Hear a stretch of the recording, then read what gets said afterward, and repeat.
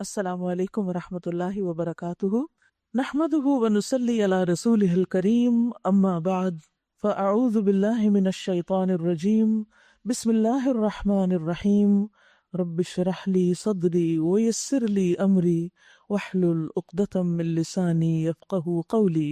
9واں پارہ شروع کرتی ہوں اللہ کے نام سے جو بے انتہا مہربان نہایت رحم فرمانے والا ہے۔ قال الملأ الذين استكبروا من قومه لنخرجنك يا شعيب والذين آمنوا معك من قريتنا أو لتعودن في ملتنا قال أولو كنا كارهين۔ اس کی قوم کے سرداروں نے جو اپنی بڑائی کے گھمنڈ میں مبتلا تھے اس سے کہا کہ اے شعیب، ہم تجھے اور ان لوگوں کو جو تیرے ساتھ ایمان لائے ہیں اپنی بستی سے نکال دیں گے، ورنہ تم لوگوں کو ہماری ملت میں واپس آنا ہوگا۔ شعیب علیہ السلام نے جواب دیا، کیا زبردستی ہمیں پھیرا جائے گا؟ خواہ ہم راضی نہ ہوں، ہم اللہ پر جھوٹ گھڑنے والے ہوں گے اگر تمہاری ملت میں پلٹ آئیں، جبکہ اللہ ہمیں اس سے نجات دے چکا ہے۔ ہمارے لیے تو اس کی طرف پلٹنا اب کسی طرح ممکن نہیں، الا یہ کہ اللہ ہمارا رب ہی ایسا چاہے۔ ہمارے رب کا علم ہر چیز پر حاوی ہے، اسی پر ہم نے اعتماد کر لیا۔ ربنا افتح بیننا وبین قومنا بالحق وانت خیر الفاتحین۔ اے ہمارے رب، ہمارے اور ہماری قوم کے درمیان ٹھیک ٹھیک فیصلہ کر دے، اور تو بہترین فیصلہ کرنے والا ہے۔ یہاں ہم دیکھتے ہیں کہ دیگر پیغمبروں کی طرح شعیب علیہ السلام نے بھی اپنی قوم کو اللہ کی عبادت کی طرف دعوت دی، اور اس قوم میں جو خاص بیماری پائی جاتی تھی ناپ تول میں کمی کرنے کی، اس سے روکا، لیکن قوم نے سن کر نہ دیا، اور خاص طور پر جو ان کے بڑے بڑے لیڈرز تھے وہ بطور خاص شعیب علیہ السلام کے سامنے تکبر کرنے لگے، اکڑ گئے، اور انہوں نے یہ کہنا شروع کر دیا کہ اگر تم باز نہیں آؤ گے اپنی اس تبلیغ سے، اس نصیحت سے، تو پھر ہم تمہیں اس بستی سے ہی نکال دیں گے، اور جو لوگ تیرے ساتھی ہیں ایمان والے ان کو بھی نکال دیں گے، تم ہمارے ساتھ نہیں رہ سکتے۔ یاد رکھیے، حق کو قبول نہ کرنا تکبر کی علامت ہوتا ہے، اور یہاں پر اللہ تعالیٰ فرماتے ہیں قال الملأ الذین استکبروا من قومہ، کہ ان کی قوم کے جو متکبرین تھے، تکبر کرنے والے تھے، یعنی جو بڑے بڑے سردار تھے، انہوں نے یہ باتیں کہیں، یعنی ان کے جو اشرافیہ تھی یا ان کے جو ایلیٹ تھے۔ اور یاد رکھیے کہ تکبر کی تعریف بھی یہی کی گئی ہے نا، بطر الحق وغمط الناس، حق کا انکار اور لوگوں کو حقیر سمجھنا۔ جیسے شیطان نے اپنے آپ کو بڑا سمجھا اور آدم علیہ السلام کو، جنہیں اللہ سبحانہ تعالیٰ نے عزت بخشی، اپنے ہاتھ سے بنایا، ان کو حقیر سمجھا۔ تو انسان جب اپنی لذتوں میں گم ہو کر اپنی خواہشات نفس کی پیروی کرتا ہے، اپنے لیے ایک خاص لائف سٹائل طے کر لیتا ہے کہ مجھے بس اس طرح جینا ہے، چاہے وہ حلال ہے، حرام ہے، جائز ہے یا ناجائز ہے، تو اس میں پھر وہ کسی کو مداخلت نہیں کرنے دیتا۔ اگر کوئی بھی اس کو نصیحت کرنے کی کوشش کرے تو اس کا شدید ریاکشن سامنے آتا ہے اور وہ اس کا انکار کر دیتا ہے۔ تو جب ان لوگوں نے دیکھا کہ شعیب علیہ السلام کی جو تعلیم ہے وہ ان کی خواہشات کے بالکل برعکس ہے، تو انہوں نے اس کو قبول نہیں کیا۔ ہم سب کو بھی غور کرنا چاہیے کہ کہیں ایسا تو نہیں کہ جب دین کی کوئی بات ہماری مرضی کے مطابق نہیں ہوتی تو ہم اس کو ایک دم ٹھکرا دیتے ہیں، اس کا انکار کر دیتے ہیں کہ یہ تو میں نہیں کر سکتی، چاہے دل میں کہیں یا زبان سے کہیں یا عملی رویہ، یہ کرنا درست نہیں۔ اسی طرح آپ دیکھیے کہ جو متکبرین ہیں وہ حق بات کہنے والوں کی عزت بھی نہیں کرتے۔ نبی صلی اللہ علیہ وسلم سعد بن عبادہ کی عیادت کے لیے جا رہے تھے، وہ بیمار ہو گئے تھے، تو راستے میں آپ کا گزر ایک ایسی مجلس پر ہوا جس میں مسلمان اور مشرکین اور یہودی سبھی اکٹھے بیٹھے ہوئے تھے، یعنی ایک شہر کے رہنے والے لوگ تھے، رشتہ داریاں بھی تھی، تعلقات بھی تھے، تو وہاں مل کے بیٹھے ہوئے تھے۔ انہی کے اندر عبداللہ بن ابی اور عبداللہ بن رواحہ بھی موجود تھے۔ جب اس مجلس کے پاس سے آپ گزرے تو جس سواری پر آپ تھے اس کی وجہ سے تھوڑا سا غبار اٹھا، تو عبداللہ بن ابی نے اپنے ناک پر اپنی چادر رکھ لی اور تکبر کا سا مظاہرہ کیا اور کہا ہم پر یہ گرد نہ اڑایا کرو۔ نبی صلی اللہ علیہ وسلم نے وہاں رک کر انہیں سلام کیا اور تھوڑی دیر بعد سواری سے نیچے اتر کر انہیں اللہ کی طرف بلانے اور قرآن پڑھ کر سنانے لگے۔ یہ دیکھ کر عبداللہ بن ابی کہنے لگا، ارے بھائی، جو بات آپ کہہ رہے ہیں اگر یہ سچ ہے تو اس سے اچھی کوئی بات نہیں، لیکن آپ ہماری مجلسوں میں آ کر ہمیں تکلیف نہ دیا کریں، یعنی ہم اپنی باتوں میں لگے ہوتے ہیں، آپ ہمیں یہ سنانے لگتے ہیں، آپ اپنے ٹھکانے پہ واپس چلے جائیں۔ اور جو آدمی وہاں آئے آپ کے پاس، بس آپ ان کو بتایا کریں، آپ ہمارے پاس آ کے نہیں بتائیں، جو آپ کے پاس آئے بس اپنی تبلیغ وہیں تک رکھیں۔ اب دیکھیے کہ کس قدر تکلیف دہ جملے تھے یہ، اللہ کا کلام سن کر کس طرح کا ریئیکشن تھا جو عبداللہ بن ابی شو کر رہا تھا۔ اس پر عبداللہ بن رواحہ کہنے لگے آپ ہماری مجالس میں ضرور تشریف لایا کریں، یعنی وہ آپ کو ویلکم کرنے لگے کیونکہ ہم اسے پسند کرتے ہیں۔ اسی طرح وہاں بیٹھے مسلمانوں اور مشرکین اور یہود کے درمیان کچھ تلخ کلامی ہونے لگی، کچھ بحث مباحثے ہونے لگے، اور قریب تھا کہ آپس میں ایک دوسرے سے لڑائی جھگڑا ہو جاتا۔ نبی صلی اللہ علیہ وسلم انہیں مسلسل خاموش کراتے رہے۔ جب وہ لوگ پرسکون ہو گئے تو نبی صلی اللہ علیہ وسلم اپنی سواری پہ سوار ہو کر سعد بن عبادہ کی طرف چلے گئے۔ تو آپ دیکھیے کہ خود اللہ کے رسول صلی اللہ علیہ وسلم کو کیسی کیسی مخالفتوں، کیسے کیسے طنز اور کیسی کیسی باتوں کا سامنا کرنا پڑا، لیکن آپ نے اپنا کام جاری رکھا۔ لیکن آپ جانتے ہیں کہ اللہ کے رسول صلی اللہ علیہ وسلم کا اخلاق کتنا بلند تھا کہ یہی عبداللہ بن ابی جو ساری زندگی ایک مسئلہ بنا رہا، جب وہ فوت ہو گیا اور اس کے بیٹے نے آپ سے کہا کہ آپ جنازہ پڑھا دیں، اور آپ نے اس کے لیے اپنی قمیص بھی بھیجی اس کو کفن پہنانے کے لیے، تو آپ صلی اللہ علیہ وسلم جب جنازے کے لیے تشریف لے گئے تو اللہ سبحانہ وتعالیٰ نے فرمایا کہ استغفر لہم او لا تستغفر لہم، خواہ ان کے لیے استغفار کرو یا نہ کرو، اگر آپ 70 بار بھی کریں گے تو اللہ ان کو نہیں بخشے گا، ان کے اعمال کی وجہ سے۔ پھر بھی آپ نے فرمایا کہ میں 70 سے زیادہ بار کر دوں گا۔ آپ نے جنازہ پڑھا دیا۔ اخلاق دیکھیے آپ، اتنی باتیں بنانے والوں کے ساتھ آپ کی یہ مہربانی، آپ کے دل میں لوگوں کی نجات کے لیے ایسی تڑپ اور اتنا احساس کہ چلو یہ بھی بخشا جائے، لیکن اس کے بعد آپ کو منع کیا گیا کہ آج کے بعد آپ کسی منافق کا جنازہ نہیں پڑھائیں گے۔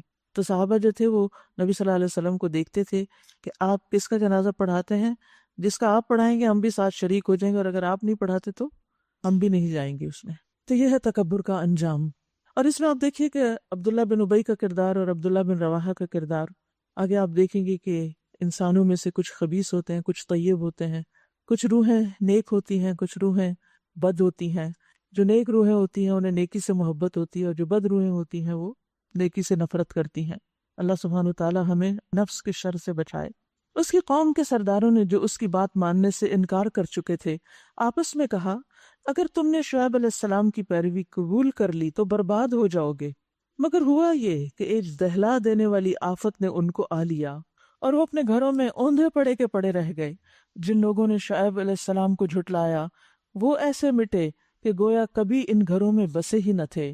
شعیب علیہ السلام کے جھٹلانے والے ہی آخر کار برباد ہو کر رہے۔ سردار کہہ رہے تھے قوم کو کہ شعیب علیہ السلام کے پیچھے چلو گے تو برباد ہو جاؤ گے، لیکن نتیجہ کیا ہوا؟ اس کے بالکل برعکس، برباد وہ ہوئے جو ان کو جھٹلا رہے تھے۔ اور شعیب علیہ السلام یہ کہہ کر ان کی بستیوں سے نکل گئے، اے میری قوم، میں نے اپنے رب کے پیغامات تمہیں پہنچا دیے اور تمہاری خیر خواہی کا حق ادا کر دیا، اب میں اس قوم پر کیسے افسوس کروں جو حق قبول کرنے سے انکار کرتی ہے۔ کبھی ایسا نہیں ہوا کہ ہم نے کسی بستی میں نبی بھیجا ہو اور اس بستی کے لوگوں کو پہلے تنگی اور سختی میں مبتلا نہ کیا ہو، یعنی پہلے ان کو آزمایا اس خیال سے کہ شاید وہ عاجزی پر اتر آئیں، پھر ہم نے ان کی بدحالی کو خوشحالی سے بدل دیا، یہاں تک کہ وہ خوب پھلے پھولے اور کہنے لگے ہمارے اسلاف پر بھی اچھے اور برے دن آتے ہی رہے ہیں۔ آخر کار ہم نے انہیں اچانک پکڑ لیا اور انہیں خبر تک نہ ہوئی۔ ان آیات سے بھی یہ پتہ چلتا ہے کہ اللہ سبحانہ وتعالی تکلیف کے ساتھ بھی آزماتا ہے اور نعمت کے ساتھ بھی آزماتا ہے، لیکن مشکل یہ ہے کہ جب انسان اچھے حال میں ہوتا ہے تو وہ سمجھتا ہے کہ اللہ مجھ سے راضی ہے، اس کو احساس ہی نہیں ہوتا کہ میری نافرمانی کی وجہ سے اللہ مجھ سے ناراض بھی ہو سکتا ہے۔ اب یہاں کیا ہوا کہ لوگ دنیا میں مست تھے کہ اچانک ان کی پکڑ ہو گئی اور انہیں خبر تک نہ تھی۔ اگر بستیوں کے لوگ ایمان لاتے اور تقوی کی روش اختیار کرتے تو ہم ان پر آسمان اور زمین سے برکتوں کے دروازے کھول دیتے۔ یعنی اللہ کی اطاعت کرنے سے دنیا کا نقصان نہیں ہوتا، وہ تو ہر ایک پر آزمائش آتی ہے، کمی بیشی سب کے ساتھ ہوتی ہے، لیکن جو لوگ اللہ کی اطاعت کرتے ہیں، فرما برداری کرتے ہیں، اللہ سبحانہ وتعالیٰ ان پر اپنی برکتیں نازل فرماتا ہے۔ لوگوں کی اکثریت نے کیا کیا؟ وَلَٰكِن كَذَّبُوا، لیکن انہوں نے جھٹلایا، فَأَخَذْنَاهُمْ بِمَا كَانُوا يَكْسِبُونَ، لہٰذا ہم نے اس بری کمائی کے حساب میں انہیں پکڑ لیا جو وہ سمیٹ رہے تھے۔ پھر کیا بستیوں کے لوگ اب اس سے بے خوف ہو گئے کہ ہماری گرفت کبھی اچانک ان پر رات کے وقت نہ آ جائے گی جبکہ وہ سو رہے ہوں گے؟ یعنی رات کو بھی انسان کو ڈرنا چاہیے، کیونکہ بعض اوقات آفات اچانک آ جاتی ہیں۔ ہم نے دیکھا ہوگا کہ ہر روز خبروں میں پڑھتے ہیں کہیں لینڈ سلائیڈنگ ہو گئی ہے، کہیں پر زلزلہ آ گیا ہے، کہیں کوئی طوفان آ گیا، کہیں کچھ اور مصیبت آ گئی ہے، کہیں کوئی فتنہ فساد ہے، قتل و غارت ہے۔ امن سے رہنے والے لوگ یکایک مصیبتوں میں آ جاتے ہیں۔ تو اگر اللہ سبحانہ و تعالیٰ ہمیں امن کی رات دے تو اس میں بھی اللہ سے ڈرتے رہنا چاہیے کہ کہیں ہم پر کوئی تکلیف یا آزمائش نہ آ جائے، اور اللہ سے توبہ استغفار کرتے رہیں۔ یا انہیں اطمینان ہو گیا ہے کہ ہمارا مضبوط ہاتھ کبھی یکایک ان پر دن کے وقت نہ پڑے گا جبکہ وہ کھیل رہے ہوں۔ کیا یہ لوگ اللہ کی چال سے بے خوف ہیں؟ حالانکہ اللہ کی چال سے وہی قوم بے خوف ہوتی ہے جو تباہ ہونے والی ہو۔ اور کیا ان لوگوں کو جو سابق اہل زمین کے بعد زمین کے وارث ہوتے ہیں اس امر واقعی نے کچھ سبق نہیں دیا کہ اگر ہم چاہیں تو ان کے قصوروں پر انہیں پکڑ سکتے ہیں، مگر وہ غفلت برتتے ہیں اور ہم ان کے دلوں پہ مہر لگا دیتے ہیں۔ اس سے پتہ چلتا ہے کہ اگر انسان زیادہ دن غفلت میں رہے تو پھر دل سخت ہونا شروع ہو جاتا ہے۔ جو ہی دل کے اوپر کچھ ذرا سی بھی گرد آئے تو فوراً رخ کریں نیکی کے کاموں کی طرف تاکہ دل روشن ہو جائے، اور جب دلوں پہ مہر لگ جاتی ہے تو کیا ہوتا ہے؟ پھر وہ کچھ نہیں سنتے۔ فَهُمْ لَا يَسْمَعُونَ، یہ قومیں جن کے قصے ہم آپ کو سنا رہے ہیں، ان کے رسول ان کے پاس کھلی کھلی نشانیاں لے کر آئے، مگر جس چیز کو وہ ایک دفعہ جھٹلا چکے تھے پھر اسے ماننے والے نہ تھے۔ دیکھو اس طرح ہم انکار کرنے والوں کے دلوں پر مہر لگا دیتے ہیں۔ ہم نے ان میں سے اکثر میں کوئی پاس عہد نہ پایا بلکہ اکثر کو فاسق ہی پایا، نافرمان تھے وہ لوگ۔ ثم بعثنا من بعدهم موسى بآياتنا الى فرعون وملئه فظلموا بها، پھر ان قوموں کے بعد جن کا ذکر پیچھے گزر چکا، ہم نے موسیٰ علیہ السلام کو اپنی نشانیوں کے ساتھ فرعون اور اس کی قوم کے سرداروں کے پاس بھیجا، مگر انہوں نے بھی ہماری نشانیوں کے ساتھ ظلم کیا۔ پھر دیکھو کہ ان مفسدوں کا کیا انجام ہوا۔ موسیٰ علیہ السلام نے کہا، اے فرعون، میں کائنات کے مالک کی طرف سے بھیجا ہوا آیا ہوں، کائنات کے رب کی طرف سے آیا ہوں۔ میرا منصب یہی ہے کہ اللہ کا نام لے کر کوئی بات حق کے سوا نہ کہوں۔ پیغمبر ایسے ہی ہوتے، اللہ کے نام سے جو بات کسی کو بتاتے ہیں بالکل سچ بتاتے ہیں۔ اس لیے قرآن مجید کے علاوہ نبی صلی اللہ علیہ وسلم کی جو احادیث ہیں ان میں سے جو صحیح ہیں، اوتھینٹک ہیں، ان کو ماننا بھی اسی طرح ضروری ہے جس طرح ہم قرآن مجید کو مانتے ہیں۔ میں تم لوگوں کے پاس تمہارے رب کی طرف سے کھلی نشانی لے کر آیا ہوں، لہٰذا تم بنی اسرائیل کو میرے ساتھ بھیج دو۔ فرعون نے کہا، اگر تو کوئی نشانی لایا ہے اور اپنے دعوے میں سچا ہے تو اسے پیش کر۔ موسیٰ علیہ السلام نے اپنا عصا پھینکا اور یکایک وہ ایک جیتا جاگتا اژدہا تھا۔ اس نے اپنی جیب سے ہاتھ نکالا اور سب دیکھنے والوں کے سامنے وہ چمک رہا تھا۔ اس پر فرعون کی قوم کے سرداروں نے آپس میں کہا، یقیناً یہ شخص بڑا ماہر جادوگر ہے، تمہیں تمہاری زمین سے بے دخل کرنا چاہتا ہے، اب کہو کیا کہتے ہو۔ پھر ان سب نے فرعون کو مشورہ دیا کہ اسے اور اس کے بھائی کو انتظار میں رکھیے اور تمام شہروں میں ہرکارے بھیج دیجیے، یعنی لوگوں کو جمع کرنے والے، کہ ہر ماہر فن جادوگر کو آپ کے پاس لے آئیں۔ چنانچہ جادوگر فرعون کے پاس آ گئے۔ انہوں نے کہا، اگر ہم غالب رہے تو ہمیں اس کا صلہ تو ضرور ملے گا نا؟ فرعون نے جواب دیا، ہاں، اور تم مقرب بارگاہ ہوگے۔ پھر انہوں نے موسیٰ سے کہا، تم پھینکتے ہو یا ہم پھینکیں؟ موسیٰ نے جواب دیا، تم ہی پھینکو۔ انہوں نے جو اپنے انچر پھینکے تو نگاہوں کو مسحور اور دلوں کو خوف زدہ کر دیا اور بڑا ہی زبردست جادو بنا لائے۔ ہم نے موسیٰ علیہ السلام کو اشارہ کیا کہ پھینک اپنا عصا۔ اس کا پھینکنا تھا کہ آن کی آن میں وہ ان کے اس جھوٹے طلسم کو نگلتا چلا گیا۔ اور دیکھیں کہ یہاں موسیٰ علیہ السلام کی ایک حکمت نظر آتی ہے۔ انہوں نے کہا کہ موسیٰ، آپ پہل کریں گے یا ہم پہل کریں؟ تو انہوں نے کیا کہا؟ تم ہی پھینکو۔ اور پھر انہوں نے اپنے جو کچھ کرشمے دکھانے تھے وہ سب دکھا دیے، اور اس کے بعد پھر موسیٰ علیہ السلام نے اپنا عصا پھینکا جس نے سب کو نگل لیا۔ تو اس میں ایک بہت بڑی حکمت کی بات تھی، وہ یہ کہ موسیٰ علیہ السلام یہ دیکھنا چاہتے کہ کرتے کیا ہیں، اور اگر موسیٰ علیہ السلام پہل کرتے تو ان کا جو عصا تھا وہ سانپ بن کے ادھر ادھر گھومتا، لوگ ڈر تو جاتے لیکن وہ بات تو نہ بنتی جس مقصد کے لیے موسیٰ علیہ السلام نے اس چیز کی دعوت دی تھی۔ اب آپ دیکھیں کہ بہت دفعہ ایسا ہوتا ہے کہ پیچھے ہونے کی وجہ سے، ہماری باری بعد میں آنے کی وجہ سے ہم اپنے آپ کو کمزور یا کمتر سمجھنے لگتے ہیں۔ تو بعض اوقات تھوڑا پیچھے ہو کر دوبارہ اقدام کرنا وہ زیادہ فائدہ مند ہوتا ہے بنسبت اس کے کہ انسان ہمیشہ آگے ہی آگے رہے۔ اب دیکھیے کہ جب کبھی گاڑی چل رہی ہوتی ہے اور آگے کوئی رکاوٹ آ جائے اور گاڑی بند ہو جائے تو پھر کیا کرنا پڑتا ہے؟ تھوڑا سا پیچھے ہو کر پھر آپ اس رکاوٹ کو پار کر سکتے ہیں۔ تو زندگی میں کبھی ایسا ہوتا ہے کہ ہم فرنٹ لائن پر ہوتے ہیں اور کبھی ایسا ہوتا ہے کہ ہم بیک بینچز پہ ہوتے ہیں۔ تو جس حال میں اللہ رکھے، جہاں پر رکھے، اللہ کے فیصلوں پر راضی ہونا چاہیے۔ کبھی ہماری بات مان لی جاتی ہے اور کبھی ہمیں کسی کی بات ماننی ہوتی ہے، کبھی ہمیں آگے جگہ مل جاتی ہے اور کبھی ہمیں پیچھے بیٹھنا پڑتا ہے۔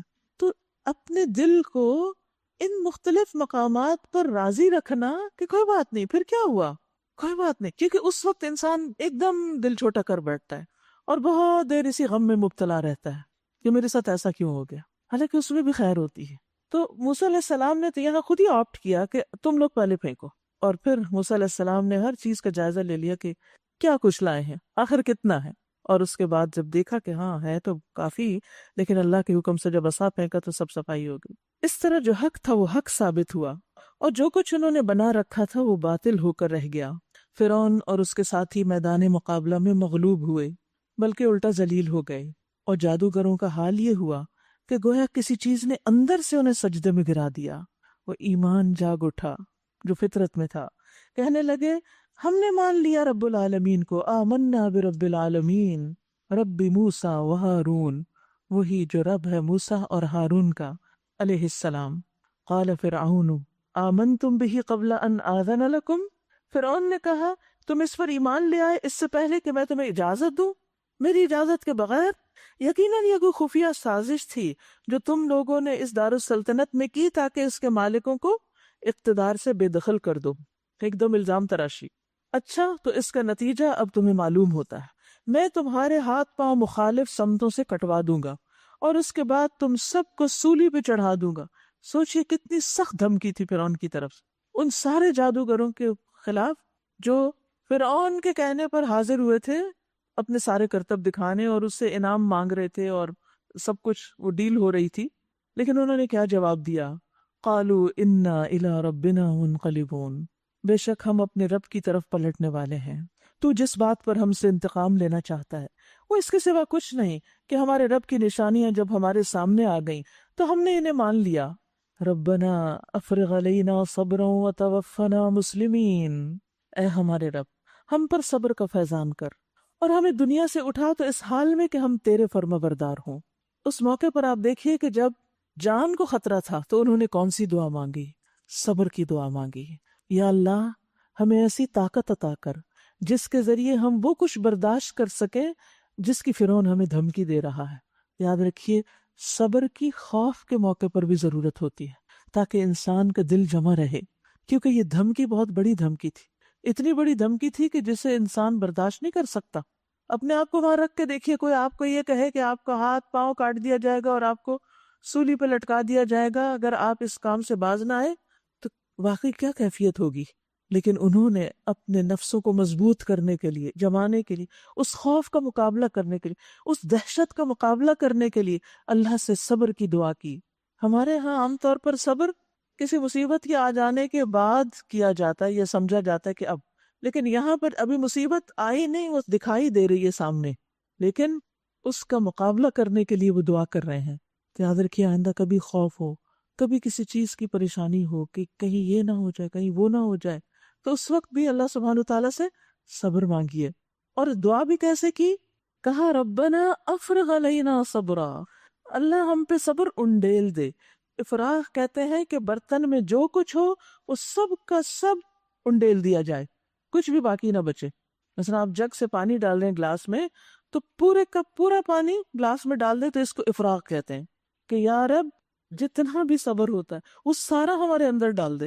اور جب دل صبر سے بھر جائے تو پھر دل کے اندر کیسی کیسی قوت ہوگی، کوئی بزدلی کا نام نہیں ہوگا، پھر ایسے خوف کا مقابلہ کرنے کی سکت آ جائے گی۔ کہیں بھی ایسی کوئی کیفیت آئے کہ جس میں آپ خوف کا شکار ہوئے، گھبراہٹ، کہ یا رب ہمارے قدم جما دے، ہمیں صبر عطا کر دے۔ اور پھر ساتھ انہوں نے ایک اور دعا بھی مانگی، وَتَوَفَّنَا مُسْلِمِينَ، اور ہمیں اسلام کی حالت میں فوت کرنا۔ یعنی صرف اپنے اوپر اعتماد نہیں کیا کہ ہم تو اب ایمان لے آئے ہیں اور یہ اگر ہمیں مار دے گا تو ہم مومن ہی مریں گے، پھر بھی کہا کہ اللہ ہمیں اسلام پر ہی رکھنا، کیونکہ اب انہیں زندگی کی کوئی امید نہیں رہی تھی۔ اور اس کے ساتھ ہی پھر جب صبر آ گیا تو فرعون کی دھمکی کی بھی پرواہ نہیں رہی۔ اب ان کی زندگی کا مقصد کیا تھا کہ آخرت میں نجات ہو جائے، اسلام پر موت آئے، اور جو کچھ اللہ کے پاس انعام و اکرام ہے اس کو حاصل کر سکیں۔ اس سے کیا ہوا؟ فرعون ہی ذلیل ہوا اور اس کی دھمکی باطل ہو گئی۔ یاد رکھیے، صبر سب سے زیادہ وسیع اور بہترین نعمت، لہٰذا آج کی اس دعا کو پکڑ لیں، ربنا افرغ علینا صبرا۔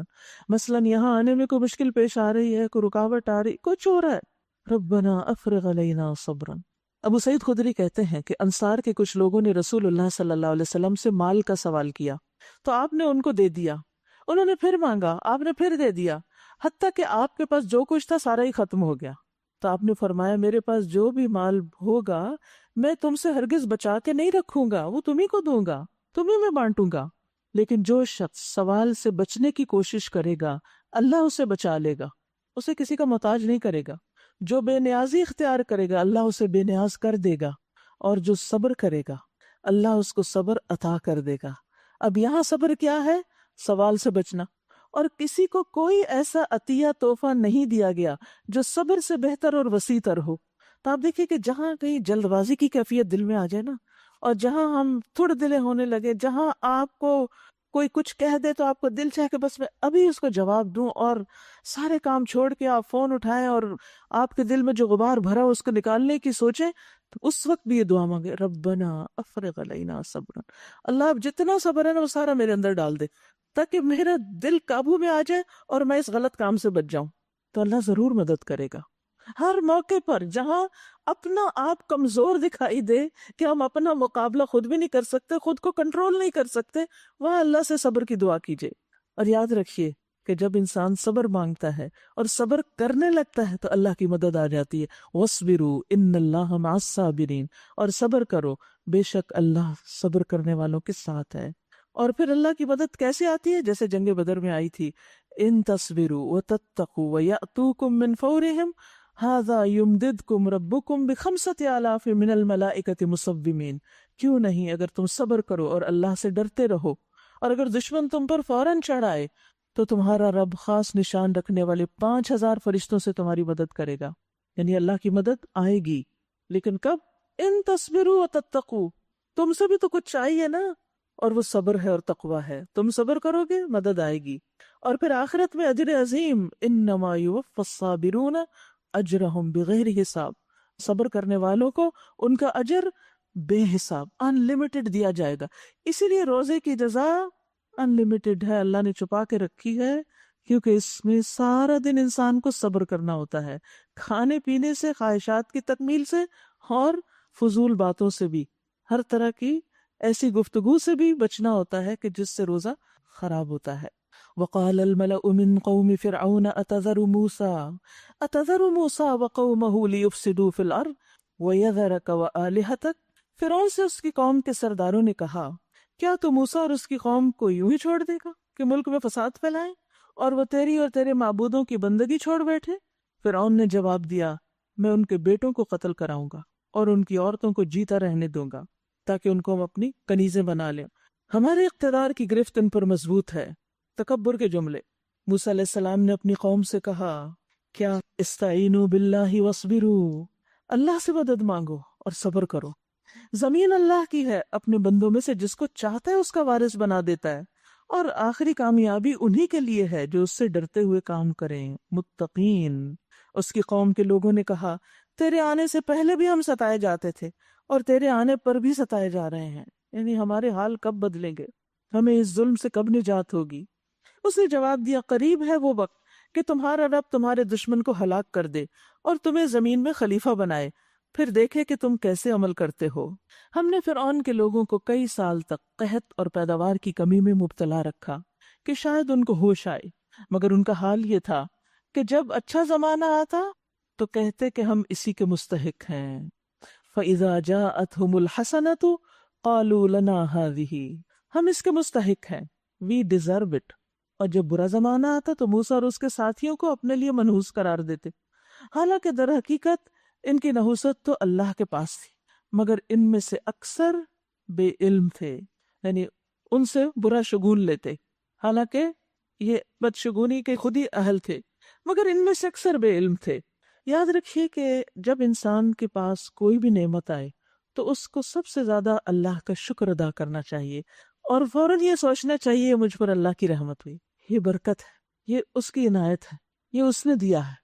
لیکن کچھ لوگ ایسے بھی ہوتے ہیں کہ شکر ادا کرنے کی بجائے خود کو نعمت کا حقدار سمجھتے ہیں، اور وہ کہتے ہیں کہ یہ تو ہمیں ملنی چاہیے تھی، یہ تو ہمارا رائٹ تھا، یا اپنا کمال سمجھنے لگتے ہیں کہ یہ ہماری کوششوں کی وجہ سے۔ بعض لوگ کہتے ہیں انما اوتیتہ علی علم، یہ سب کچھ تو میرے علم کی وجہ سے مجھے ملا ہے۔ اللہ تعالیٰ فرماتے ہیں بل ہی فتنہ، یہ تو فتنہ ہے، ولکن اکثرہم لا یعلمون، لیکن اکثر لوگ جانتے نہیں ہیں۔ قارون نے بھی تو یہی کہا تھا نا کہ مجھے یہ سب کچھ میرے علم کی بنا پر ملا ہے۔ اور پھر جب لوگ یہ سمجھتے ہیں نا کہ یہ ہماری کوشش کا نتیجہ ہے، ہمارے علم کی وجہ سے، ہماری ذہانت کی وجہ سے، ہماری کسی قوت اور ہماری کسی بڑائی کی وجہ سے یہ سب کچھ ہمیں مل رہا ہے، تو یہ بہت ہی ناپسندیدہ خیال ہے۔ ہمیں جو کچھ بھی ملا ہے، قرآن مجید میں آتا ہے وَمَا بِكُم مِّن نِّعْمَةٍ فَمِنَ اللَّهِ، تمہارے پاس کوئی بھی جو نعمت ہے، کوئی بھی، you name it، سب اللہ کی طرف سے ہے۔ اس نے بن مانگے ہمیں بہت کچھ دیا ہے۔ آپ دیکھیے کہ کیا آپ نے مانگا تھا کہ آپ کی نگاہ صحیح کام کرے، اور وہ جس طریقے پر ہماری آنکھ کام کرتی ہے وہ سسٹم سارا ہم نے مانگ کر لیا تھا اللہ سے؟ بن مانگے ملا نا۔ یہ بہت ساری نعمتیں جنہیں ہم شمار بھی نہیں کر سکتے، اللہ ہی کی دی ہوئی ہیں۔ لہٰذا وہ نعمت جسے ہم نعمت سمجھتے نہیں، اور وہ نعمت جسے ہم بطور نعمت دیکھتے ہیں، ان سب مواقع پر ہمیں اللہ کا ہی شکر گزار بننا چاہیے، اور کبھی اس کو اپنے سے منسوب نہیں کرنا چاہیے کہ یہ میری وجہ سے ہوا ہے۔ پھر اسی طرح ان کا حال کیا تھا کہ جب ان کو کوئی مصیبت آتی تو موسیٰ علیہ السلام کو فعل بد قرار دیتے۔ یاد رکھیے یہ بھی ایک بڑی مشکل ہے۔ اکثر لوگ مصیبت آنے کی وجہ نہیں جان پاتے، لہٰذا اس وجہ کو دور بھی نہیں کرتے۔ بہت سے لوگوں کا یہ حال ہوتا ہے کہ جب ان کی زندگی میں کوئی بھی مسئلہ آتا ہے تو ان کو یہ سمجھ نہیں آتی کہ مسئلہ پیدا کیوں ہوا ہے، اور جس کو یہی سمجھنا ہے کہ مسئلہ پیدا کیوں ہوا ہے وہ اس کا حل کیسے نکالے گا، وہ تو نہیں نکال سکتا، تو پھر اس کی پریشانی بڑھتی رہے گی۔ یہ بھی بہت بڑی نعمت ہے کہ انسان پر کوئی تکلیف آئے، کوئی مشکل آئے، کوئی آزمائش آئے، کوئی امتحان ہو، اور اس کو یہ سمجھ آ جائے کہ یہ اس وجہ سے ہوا ہے، اور پھر وہ یا تو اگر کوئی گناہ ہے تو اس پر توبہ استغفار کرے، اور اگر کوئی ظاہری سبب نظر آ رہا ہے تو اس کا علاج کرے۔ اب دیکھیے کہ آپ ڈاکٹر کے پاس جاتے ہیں، آپ اس کو ادھر ادھر کی بات بتاتے ہیں، اصل مرض ہی نہیں بتاتے، تو وہ بھی پھر آپ کو ویسی ہی دوا دیتا ہے، تو اس سے بیماری گھٹنے کی بجائے اور بڑھ جاتی۔ ایک دفعہ میں ایک رپورٹ پڑھ رہی تھی کہ اس میں باقاعدہ فگرز دیے ہوئے تھے امریکن ڈاکٹرز کے بارے میں کہ ان کے کتنے لوگ صرف ڈاکٹرز کی غلط تشخیص کی وجہ سے مرتے ہیں، جن کی تعداد روڈ ایکسیڈنٹس میں مرنے والوں سے بھی کہیں زیادہ ہے۔ موت تو اللہ کے ہاتھ میں ہے، لیکن انسانوں کی وہ کون سی غلطیاں ہوتی ہیں کہ جن کی وجہ سے انسانوں پہ مشکل آ جاتی ہے، اس کو جاننا بھی ایک علم ہے، اور اس کے لیے صرف ظاہری علم نہیں، اس کے لیے حکمت درکار ہے، اس کے لیے گہرا فہم درکار ہے، اس کے لیے اللہ کی توفیق درکار ہے۔ ہم میں سے ہر شخص اپنے بارے میں سوچو، کسی دوسرے کے لیے نہیں، ہم میں سے ہر شخص سوچے کہ اس کی زندگی میں کوئی چھوٹا مسئلہ ہے یا بڑا مسئلہ ہے، وہ کیوں پیش آ رہا ہے، اس کی وجہ کیا ہے۔ دوسروں کو صرف مورد الزام نہ ٹھہرائیں، اپنے اندر کی کمی کوتاہی کو بھی پہچانیں، اللہ سے وہ شعور مانگے، وہ سمجھ مانگے کہ اللہ سبحانہ وتعالیٰ آپ کو اپنی غلطی دکھائے تاکہ آپ کے پارٹ پر اصلاح ہو جائے۔ جب آپ اصلاح کے لیے قدم اٹھا لیں گے تو انشاءاللہ دوسری طرف سے بھی اصلاح ہو جائے گی۔ جو شخص اپنی اصلاح نہیں کر سکتا، اپنے آپ کو ٹھیک نہیں کر سکتا، وہ کیوں توقع رکھتا ہے کہ دوسرا ٹھیک ہو جائے؟ آپ تو اپنے آپ کو کنٹرول کر نہیں سکتے، نہ اپنے غصے کو، نہ اپنی فرسٹریشن کو، اور آپ دوسرے سے توقع رکھتے ہیں کہ وہی سیدھا ہو جائے اور وہی بہت اچھا انسان بن جائے۔ یہ کیسے ممکن ہے؟ یاد رکھیے اللہ سے جب ہم علم مانگتے ہیں نا اور فہم مانگتے ہیں تو اس کا بھی مانگے، یعنی صرف کتابی علم نہیں مانگے، کیونکہ جب ہم کہتے ہیں نا ربی زدنی علما تو ہمارے سامنے کتابیں آ جاتی ہیں، اور ہم بہت سی کتابیں پڑھ لیں، بہت سے لیکچر سن لیں، اس سے سب کچھ نہیں آتا۔ اللہ سبحانہ وتعالیٰ بہت سا علم اور سمجھ انسان کو امتحان میں ڈال کر دیتا ہے۔ اگر انسان کی دل کی آنکھیں کھلی ہوں تو اس کو سب نظر آتا ہے، وہ پڑھ سکتا ہے اپنی ان آنکھوں سے کہ اس پر آنے والی مصیبت کیوں آئی ہوئی ہے، اللہ تعالیٰ اس کو کیا سکھانا چاہتے ہیں، اس کا سبب کیا ہے۔ اور اس کا حل کیا، اس سے نکلنے کا راستہ کون سا ہے. ورنہ وہ میز کی طرح جیسے وہ ہوتے ہیں نا پزل ہوتی ہے، اس میں سے وہ پزلڈ ہی رہتا ہے، اس کو راستہ نہیں ملتا.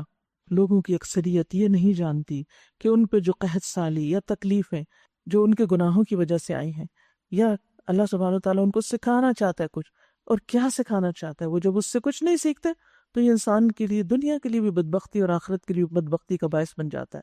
سعید کہتے ہیں کہ میں سلمان کے ساتھ، اپنے ساتھی کے ساتھ، کندہ کے ایک مریض کی عادت کے لیے گیا. جب وہ مریض کے پاس آئے تو انہوں نے کہا خوش ہو جاؤ، مومن کے مرض کو اللہ کفارہ اور اپنی رضا کا سبب بنا دیتا ہے، اور فاجر کا مرض ایسا ہے جیسے اونٹ کہ اس کے مالک نے اسے باندھ دیا اور اس کے بعد کھول دیا، اسے نہیں پتا باندھا کیوں اور کھولا کیوں، کیا مقصد تھا اس بیماری کا. لیکن مومن کو سمجھ آ جاتی ہے کہ مجھ پر یہ جو بیماری آئی ہے یہ کیوں آئی ہے، اس کی اصل وجہ. دیکھیے ہم غلط وجوہات تلاش کرتے رہتے ہیں دوسروں میں اور جگہوں پر، اپنا کیا قصور ہے میرا، میں نے کہاں غلطی کی. اور پھر جب وہ اس سے نکلتا ہے تو وہ خوش ہو جاتا ہے کہ اللہ نے میرے اس کے بدلے گناہ معاف کر دیے ہیں، اور دعائیں کرتا ہے کہ اللہ اس تکلیف کو اپنی رضا کا سبب بنا دے اور اس کے ذریعے درجات کی بلندی عطا کر. تو ایک دعا ہے، اللہم ارینی حقیقت الاشیاء کما ہی، اللہ مجھے چیزوں کی حقیقت ویسے ہی دکھا دے جیسے وہ ہے، نہ میں اپنے آپ کو دھوکہ دوں اور نہ کسی اور کو دھوکے میں رکھوں. سب سے بڑا دھوکہ وہ ہے جو انسان خود اپنے آپ کو دیتا ہے، اپنے گناہوں کی تعویلیں کر کر کے اور دوسروں کے بارے میں بدگمانی کر کر کے. اس کی وجہ سے انسان پھر اس گناہوں کی دلدل سے باہر نکل ہی نہیں سکتا. اسے نہیں سمجھ آتی یہ اونٹ کیوں باندھا گیا اور کیوں کھول دیا گیا. انہوں نے موسیٰ سے کہا کہ تو ہمیں مسحور کرنے کے لیے خواہ کوئی نشانی لے آئے، ہم تو تیری بات ماننے والے نہیں. آخر کار ہم نے ان پر طوفان بھیجا، ٹڈی دل چھوڑے، سرسریاں پھیلائیں، مینڈک نکالے، خون برسایا، یہ سب نشانیاں الگ الگ کر کے دکھائیں، مگر وہ سرکشی کیے چلے گئے اور وہ بڑے ہی مجرم لوگ تھے.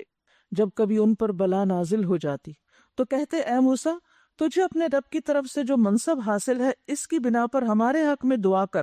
خود نہیں دعا کرتے، خود عاجزی نہیں کرتے. اللہ تعالیٰ مصیبت میں مبتلا کرتا ہے، تکلیف میں، تاکہ بندہ گڑ گڑائے، روئے، معافی مانگے، اللہ کی طرف رجوع کرے. لیکن ایسے متکبرین خود دعا کرنے کے بجائے کسی کو کہہ دیتے ہیں ہم مشکل میں، تم ہمارے لیے دعا کر دو. بھئی اللہ تو چاہتا تم اللہ کے سامنے سجدے میں گرو، اور تم ابھی بھی نہیں اس کے آگے جھکتے اور صرف دوسروں پر ہی رکھتے ہو کہ وہ تمہارے لیے دعائیں کرتے رہے. دوسروں کی دعائیں بھی اس وقت قبول ہوتی ہیں جب بندہ اپنے لیے خود بھی دعا کر رہا ہو. اور وہ کہتے کہ اب اگر تم ہم سے یہ بلا ٹلوا دو گے تو ہم تمہاری بات مان لیں گے اور بنی اسرائیل کو تمہارے ساتھ بھیج دیں گے. مگر جب ہم ان پر سے اپنا عذاب ایک وقت مقرر تک کے لیے جس کو وہ بہرحال پہنچنے والے تھے ہٹا لیتے تو وہ یکا یک اپنے عہد سے پھر جاتے، بھول جاتے کہ انہوں نے کیا وعدہ کیا تھا. تب ہم نے ان سے انتقام لیا اور انہیں سمندر میں غرق کر دیا، کیونکہ انہوں نے ہماری نشانیوں کو جھٹلا دیا تھا اور ان سے بے پرواہ ہو گئے تھے. اور ان کی جگہ ہم نے ان لوگوں کو جو کمزور بنا کر رکھے گئے تھے یعنی بنی اسرائیل، اس سرزمین کے مشرق و مغرب کا وارث بنا دیا جسے ہم نے برکتوں سے مالا مال کیا تھا، یعنی فلسطین میں بسا دیا. اس طرح بنی اسرائیل کے حق میں تیرے رب کا وعدہ خیر پورا ہو گیا کیونکہ انہوں نے صبر سے کام لیا تھا. سبحان اللہ، یہ ہے صبر کی جزا. اللہ تعالیٰ اپنے وعدوں کو پورا کرتا ہے. بنی اسرائیل کو کہا گیا تھا، موسیٰ علیہ السلام کے ذریعے کہلوایا گیا کہ اے قوم وَاسْتَعِینُوا بِاللَّهِ وَاصْبِرُوا، اللہ سے مدد مانگتے رہو اور صبر کرو، ابھی انتظار کرو، اللہ سے اچھا گمان رکھ کے اچھے دنوں کا انتظار کرو، اچھے دن بھی آئیں گے. تو پھر چونکہ انہوں نے صبر کیا تو اللہ نے اپنا وعدہ پورا کر دیا. صبر کرنے والوں کے ساتھ اللہ اپنا وعدہ پورا کرتا ہے. لہٰذا انسان کسی بھی تکلیف میں مایوس نہ ہو اللہ کی رحمت سے. اور یہ وعدہ کیا تھا ان کے ساتھ کہ اللہ تمہارے دشمن کو ہلاک کرے گا اور تمہیں نجات دے گا. بنی اسرائیل کے ساتھ اللہ سبحانہ وتعالیٰ نے ایک اور مقام پر بھی یہ بات فرمائی، وَأَوْفُوا بِعَهْدِي أُوفِ بِعَهْدِكُمْ وَإِيَّايَ فَارْهَبُونَ، تم میرا عہد پورا کرو، میں تمہارا عہد پورا کروں گا اور صرف مجھے سے تم ڈرو. یاد رکھیے کہ صبر سے اللہ کا ساتھ ملتا ہے. اللہ سبحانہ وتعالیٰ اجر بھی عطا کرتے ہیں اور مدد بھی دیتے ہیں. اور فرعون اور اس کی قوم کا وہ سب کچھ برباد کر دیا گیا جو وہ بناتے اور چڑھاتے تھے. بنی اسرائیل کو ہم نے سمندر سے گزار دیا، پھر وہ چلے اور راستے میں ایک ایسی قوم پر ان کا گزر ہوا جو اپنے چند بتوں کی گرویدہ بنی ہوئی تھی. کہنے لگے اے موسیٰ ہمارے لیے بھی کوئی ایسا معبود بنا دے جیسے ان لوگوں کے معبود ہیں. موسیٰ علیہ السلام نے کہا تم لوگ بڑی نادانی کی باتیں کرتے ہو، یہ لوگ جس طریقے کی پیروی کر رہے ہیں وہ تو برباد ہونے والا ہے. اور جو عمل وہ کر رہے ہیں وہ سراسر باطل ہے۔ پھر موسیٰ علیہ السلام نے کہا کیا اللہ کے سوا کوئی اور معبود تمہارے لیے تلاش کروں؟ یہ کیسے لوگ ہو تم؟ حالانکہ وہ اللہ ہی ہے جس نے تمہیں دنیا بھر کی قوموں پر فضیلت بخشی۔ آج آپ دیکھیں بنی اسرائیل کی طرح ہم بھی اس فضیلت کو کوئی فضیلت نہیں سمجھتے اور اس دین کی قدر نہیں کرتے اور اس پر شکر ادا نہیں کرتے کہ اللہ نے ہمیں یہ نعمت عطا کی ہے۔ وہ وقت یاد کرو جب ہم نے فرعون والوں سے تمہیں نجات دی تھی، جن کا حال یہ تھا کہ تمہیں سخت عذاب میں مبتلا رکھتے تھے، تمہارے بیٹوں کو قتل کرتے اور تمہاری عورتوں کو زندہ رہنے دیتے تھے، اور اس میں تمہارے رب کی طرف سے تمہاری بڑی آزمائش تھی۔ قتل تو فرعون ہی کرتے تھے، لیکن اللہ تعالیٰ نے فرمایا آزمائش میری طرف سے، میں نے تمہیں اس حال میں ڈالا تھا تمہارے اعمال کی وجہ سے۔ تو یاد رکھیے جب مسلمانوں پر کوئی غیر قوم مسلط ہو جائے تو بظاہر یہ لگتا ہے نا کہ یہ دوسروں کی سازش ہے اور وہ آ کے مصیبت میں مبتلا کر رہے ہیں ان کو، لیکن یہ دراصل اللہ ہی کی طرف سے امتحان ہوتا ہے، اور اس کی حکمت کو بھی سمجھنا چاہیے کہ امتحان کیوں آیا ہے، اور جو ابھی تک امن میں ہے ان کو بھی سبق سیکھنا چاہیے کہ ہم اللہ کی طرف رجوع کریں، کہ اللہ تعالیٰ ہمیں عافیت میں رکھے۔ ہم نے موسیٰ علیہ السلام کو 30 راتوں کے لیے کوہ سینا پر طلب کیا اور بعد میں 10 دن کا اور اضافہ کر دیا۔ اس طرح اس کے رب کی مقرر کردہ مدت پورے 40 دن ہو گئی۔ موسیٰ علیہ السلام نے چلتے ہوئے اپنے بھائی ہارون سے کہا کہ میرے پیچھے تم میری قوم میں میری جانشینی کرنا اور ٹھیک کام کرتے رہنا اور بگاڑ پیدا کرنے والوں کے طریقے پر نہ چلنا۔ جب وہ ہمارے مقرر کیے ہوئے وقت پر پہنچے یعنی موسیٰ علیہ السلام، تو اس کے رب نے اس سے کلام کیا، تو انہوں نے التجا کی اے رب میں تجھے دیکھنا چاہتا ہوں، رب ارینی، اے میرے رب مجھے دکھا، انظر الیک، میں تجھے دیکھوں، تجھے دیکھنا چاہتا ہوں۔ قال لن ترانی، کہا تم ہرگز مجھے نہیں دیکھ سکتے، ہاں ذرا سامنے پہاڑ کی طرف دیکھ، اگر وہ اپنی جگہ پر قائم رہ جائے تو مجھے ضرور دیکھ لے گا۔ چنانچہ اس کے رب نے جب پہاڑ پر تجلی کی تو اسے ریزہ ریزہ کر دیا اور موسیٰ بے ہوش ہو کر گر پڑے۔ جب ہوش آیا تو بولے سبحانک، پاک ہے تو، تبت الیک، میں تیری طرف توبہ کرتا ہوں کہ میں نے ایسا مطالبہ ہی کیوں کیا۔ حالانکہ وہ ان کا شوق تھا کہ اللہ کو دیکھیں۔ آپ دیکھیں کہ جو کسی سے محبت کرتا ہے اس کو دیکھنے کا شوق رکھتا ہے۔ ہم سب رسول اللہ صلی اللہ علیہ وسلم کو دیکھنا چاہتے ہیں، صحابہ کو دیکھنا چاہتے ہیں، جن سے ہم محبت کرتے ہیں ہمیں کبھی خواب میں ہی نظر آ جائیں۔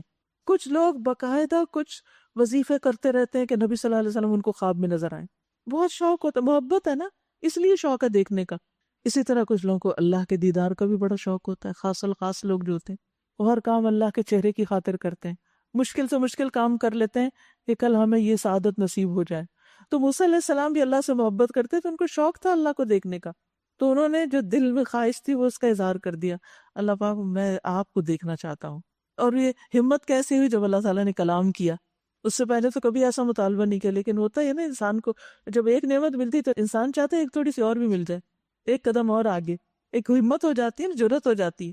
تو اپنے مطالبے کا اظہار کر لیا، لیکن بعد میں کہا اللہ میں توبہ کرتا ہوں، میں نے ایسی بات بھی کیوں کی، اور سب سے پہلا ایمان لانے والا میں ہوں۔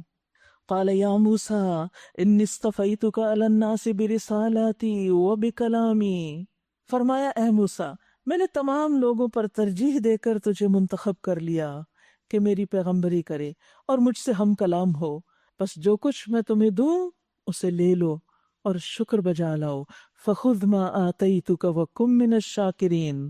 اب دیکھیے کہ جب اللہ سبحانہ وتعالیٰ کے منع کردہ چیز سے منع ہو گئے اور توبہ کر لی اور اللہ کی پاکی بیان کی تو اس کے عوض خیر کثیر ملی ان کو، یعنی اس مطالبے کے بعد بے ہوش تو ہوئے، گرے، پھر اللہ نے اٹھایا اور انہوں نے توبہ کی، فرمایا کہ میں نے تجھے چن لیا ہے، اپنا رسول بنا لیا ہے، جو میں تمہیں دے رہا ہوں اس کو لے لو اور اس پر شکر ادا کرو۔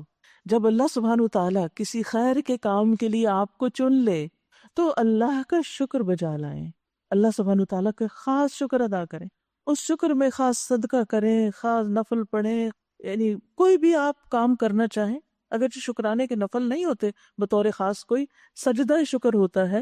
نبی صلی اللہ علیہ وسلم کو جب خوشی کی کوئی خبر ملتی تھی تو آپ سجدہ کرتے تھے شکر کے طور پر۔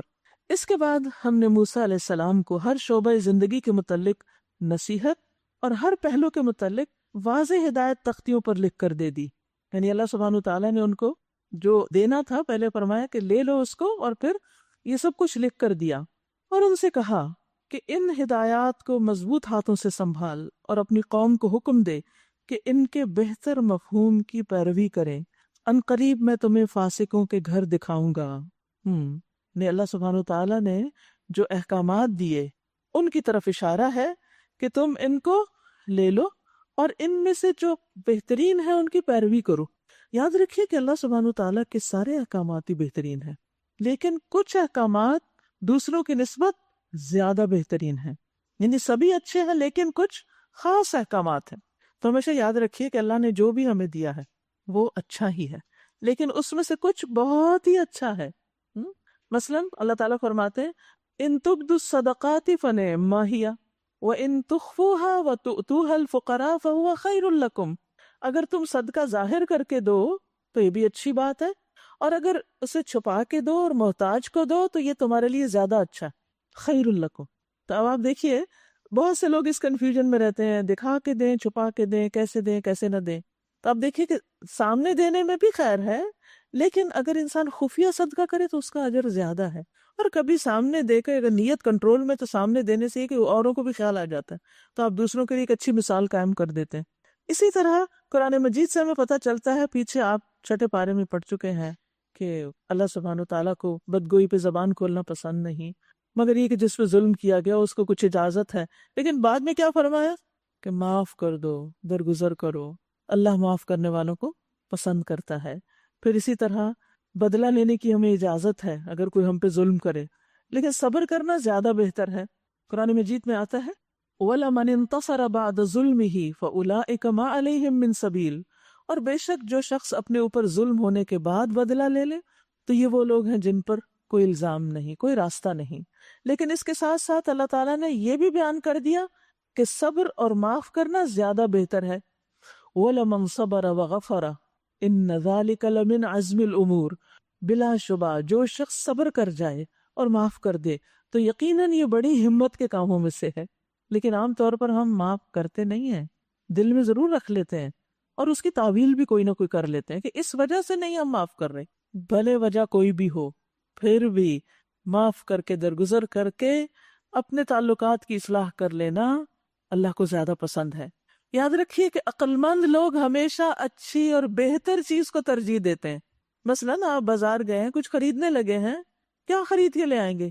وہاں جا کے کچھ دیکھتے ہیں کہ کون سے ایپل زیادہ اچھے ہیں، یہ اچھے ہیں یا وہ اچھے ہیں، خوشبو سونگھ کے دیکھتے ہیں، پھر رنگ دیکھتے ہیں، پھر آگے پیچھے دیکھتے ہیں، پھر بھاؤ پوچھتے ہیں۔ تو عقل مند لوگ سوچ سمجھ کے کچھ خریدتا ہے نا، جو بہترین چیز ہوتی ہے وہ لاتا ہے، اور پھر آ کے ہم بڑے فخر سے کہتے ہیں دیکھو کتنی کم قیمت میں کتنا اچھا لے کر آئے ہیں، یعنی اس سے اپنی عقل مندی ثابت کرتے ہیں۔ اور جو ناسمجھ ہوتا ہے، آپ بازو کا سرونٹس کو پیسے دیتے جاؤ یہ چیز خرید لو، وہ اتنی بیکار ردی اٹھا کے لے آتے، میں تو اس سے اچھا تھا میں خود ہی چلی جاتی۔ تو یاد رکھیے عقل مند لوگ ہمیشہ بہتر کو ترجیح دیتے ہیں۔ قرآن مجید میں اللہ تعالیٰ فرماتے ہیں الذین یستمعون القول فیتبعون احسنہ اولئک الذین ہداہم اللہ واولئک هم اولو الالباب، وہ جو کان لگا کے بات سنتے ہیں، پوری توجہ سے سنتے ہیں کہ کیا بتایا جا رہا ہے، کیا کہا جا رہا ہے، اور پھر اس میں سے سب سے اچھی بات کی پیروی کرتے ہیں۔ وہی نہیں کہتے کہ اس کی بھی تو اجازت ہے نا، وہی ہے لیکن بہتر کیا ہے۔ یہی لوگ ہیں جنہیں اللہ نے ہدایت دی اور یہی عقل مند ہیں، اولو الالباب ہیں۔ تو اپنی زندگی میں ایک اصول بنائیے کہ اگر کوئی بد اخلاقی کا مظاہرہ کر رہا ہے تو مجھے کیا کرنا ہے؟ اچھے اخلاق کا مظاہرہ کرنا، مجھے اس جیسا نہیں بننا۔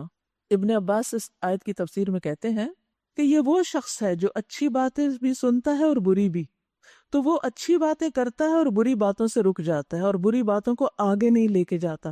سبحان اللہ۔ یعنی بعض اوقات ہوتا ہے نا، آپ کسی مجلس میں ہوتے ہیں، اچھی اچھی باتیں بھی ہوئی اور کچھ وہاں ناپسندیدہ چیز بھی ہو گئی۔ جب آپ گھر جاتے ہیں، مثلاً آپ یہاں سے جاتے ہیں دورہ قرآن کے بعد، تو آپ سے گھر والے پوچھتے ہیں کیسا رہا آج؟ کچھ نہ پوچھو، میں تو آج اکڑ ہی گئی۔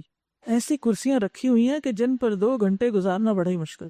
اور کچھ لوگ وہ کیا جواب دیتے ہیں؟ اللہ میری تو آج روح سرشار ہوگی، میں نے تو اللہ کا یہ حکم سنا، مجھے تو فلاں بات میں اس چیز کا جواب مل گیا، اور وہ اچھی اچھی باتیں شیئر کرتے ہیں۔ یہ دونوں رویے پائے جاتے ہیں نا، پھر اسی پر ہمارے اچھا یا کم اچھا ہونے کا انحصار ہے کہ ہم کس کیٹیگری میں۔ ایک بات کرنے والا کہاں پہنچ جاتا ہے اور دوسرا کہاں جا گرتا ہے۔ ایک شکر گزار ہے، دوسرا صرف خامیاں دیکھتا ہے۔ ایک شخص صرف اچھی چیزوں پہ نظر رکھتا ہے اور دوسرا صرف کانٹے دیکھتا ہے. تو بات یہ ہے کہ اچھے لوگ، عقل مند لوگ کہیں پر بھی ہوں، صرف قرآن کی مجلس میں نہیں، کہیں پر بھی ہوں، وہاں سے اچھی چیزیں اٹھا کے لاتے، اچھی چیزیں چن کے لاتے، اس مجلس کی اچھی باتیں یاد رکھتے ہیں اور پھر انہی کو آگے شیئر کرتے ہیں اور بری باتوں سے اجتناب کرتے ہیں. پھر اس کا یہ معنی بھی کیا گیا کہ وہ قرآن سنتے ہیں اور اس کے علاوہ اور باتیں بھی سنتے ہیں، لیکن وہ پیروی قرآن ہی کی کرتے ہیں. سبحان اللہ.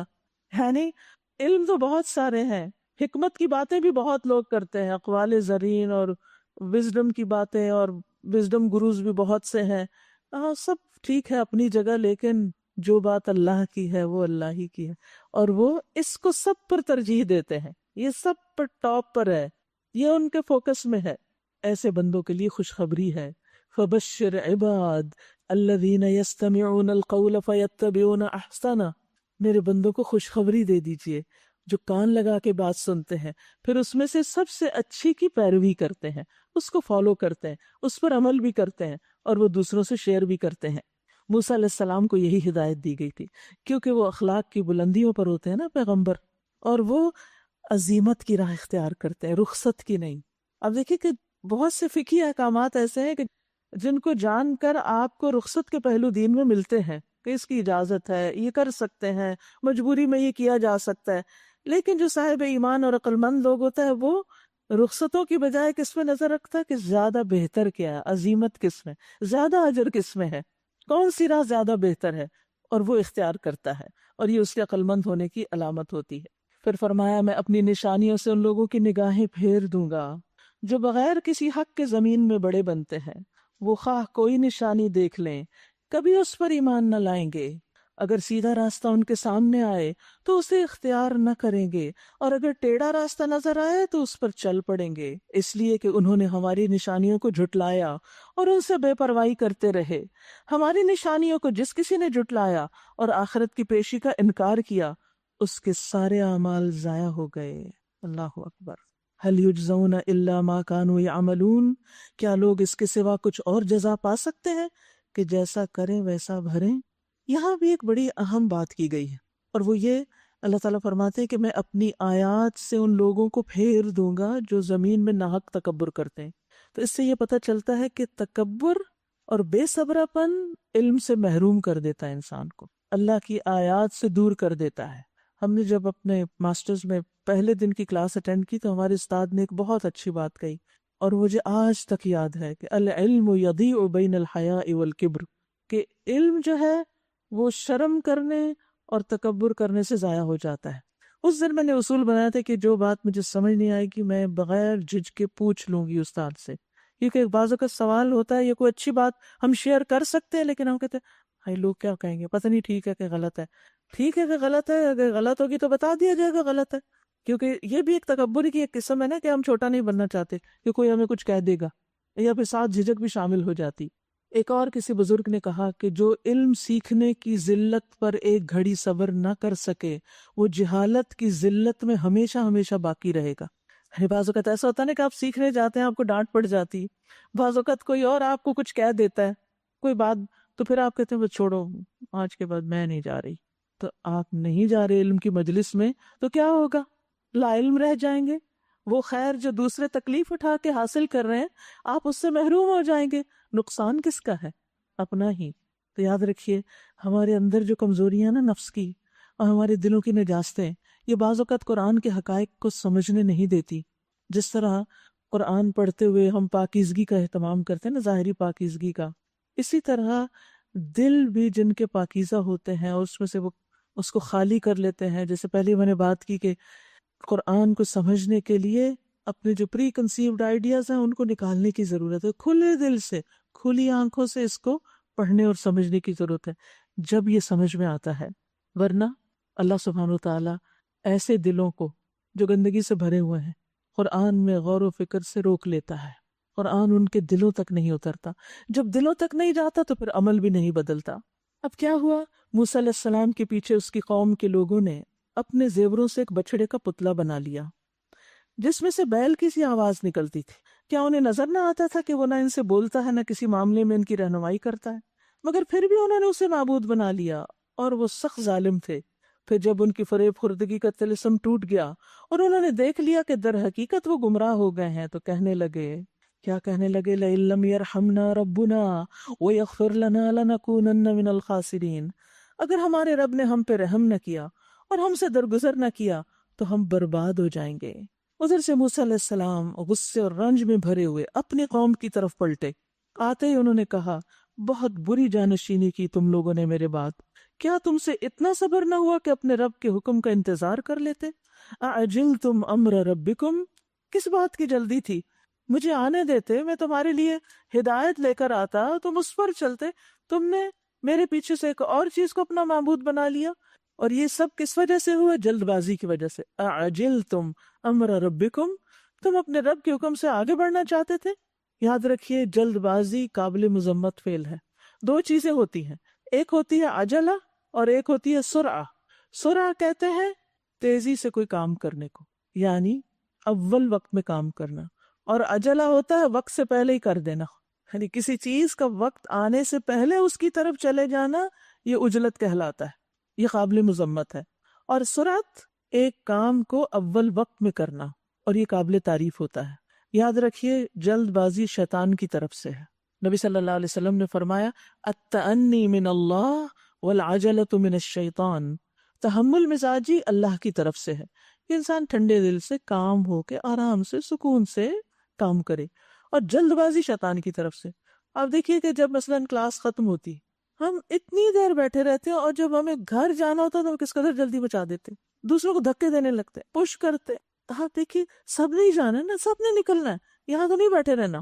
لیکن اگر انسان ذرا سے انتظار کرے کہ پہلے یہ نکل جائے پھر میں نکلتا ہوں، گھڑی دیکھتے رہے ہوتے تھے کتنی دیر لگی، کچھ زیادہ دیر نہیں لگے گی، اتنی دیر میں آپ کچھ پڑھ لیں، کچھ ذکر کر لیں، مسکراتے رہے، کسی کو سلام کر دیں، مگر کسی کو تکلیف نہ دے، ہمارے ہاتھ اور زبان سے کسی اور کو پریشانی نہ ہو۔ لیکن ہماری جلد بازی بعض اوقات ہمیں مصیبت میں ڈالتی۔ ٹریفک جو بلاک ہوتی ہے نا، اور بعض اوقات وہ راستے روک کے کھڑے ہو جاتے ہیں، یہ جلد بازی کی وجہ سے ہوتے ہیں۔ ایکسیڈنٹس کس وجہ سے ہوتے ہیں؟ جلد بازی کی وجہ سے ہوتے ہیں۔ اور دوسری طرف سستی نہیں، اول وقت میں کام کرنا، جب وقت ہو جائے اور اس وقت اس کام کو اول وقت میں کر لینا باعث اجر ہے۔ رسول اللہ صلی اللہ علیہ وسلم سے پوچھا گیا، اعمال میں کون سا عمل سب سے افضل ہے؟ آپ نے فرمایا، نماز کو اس کے اول وقت پہ ادا کرنا۔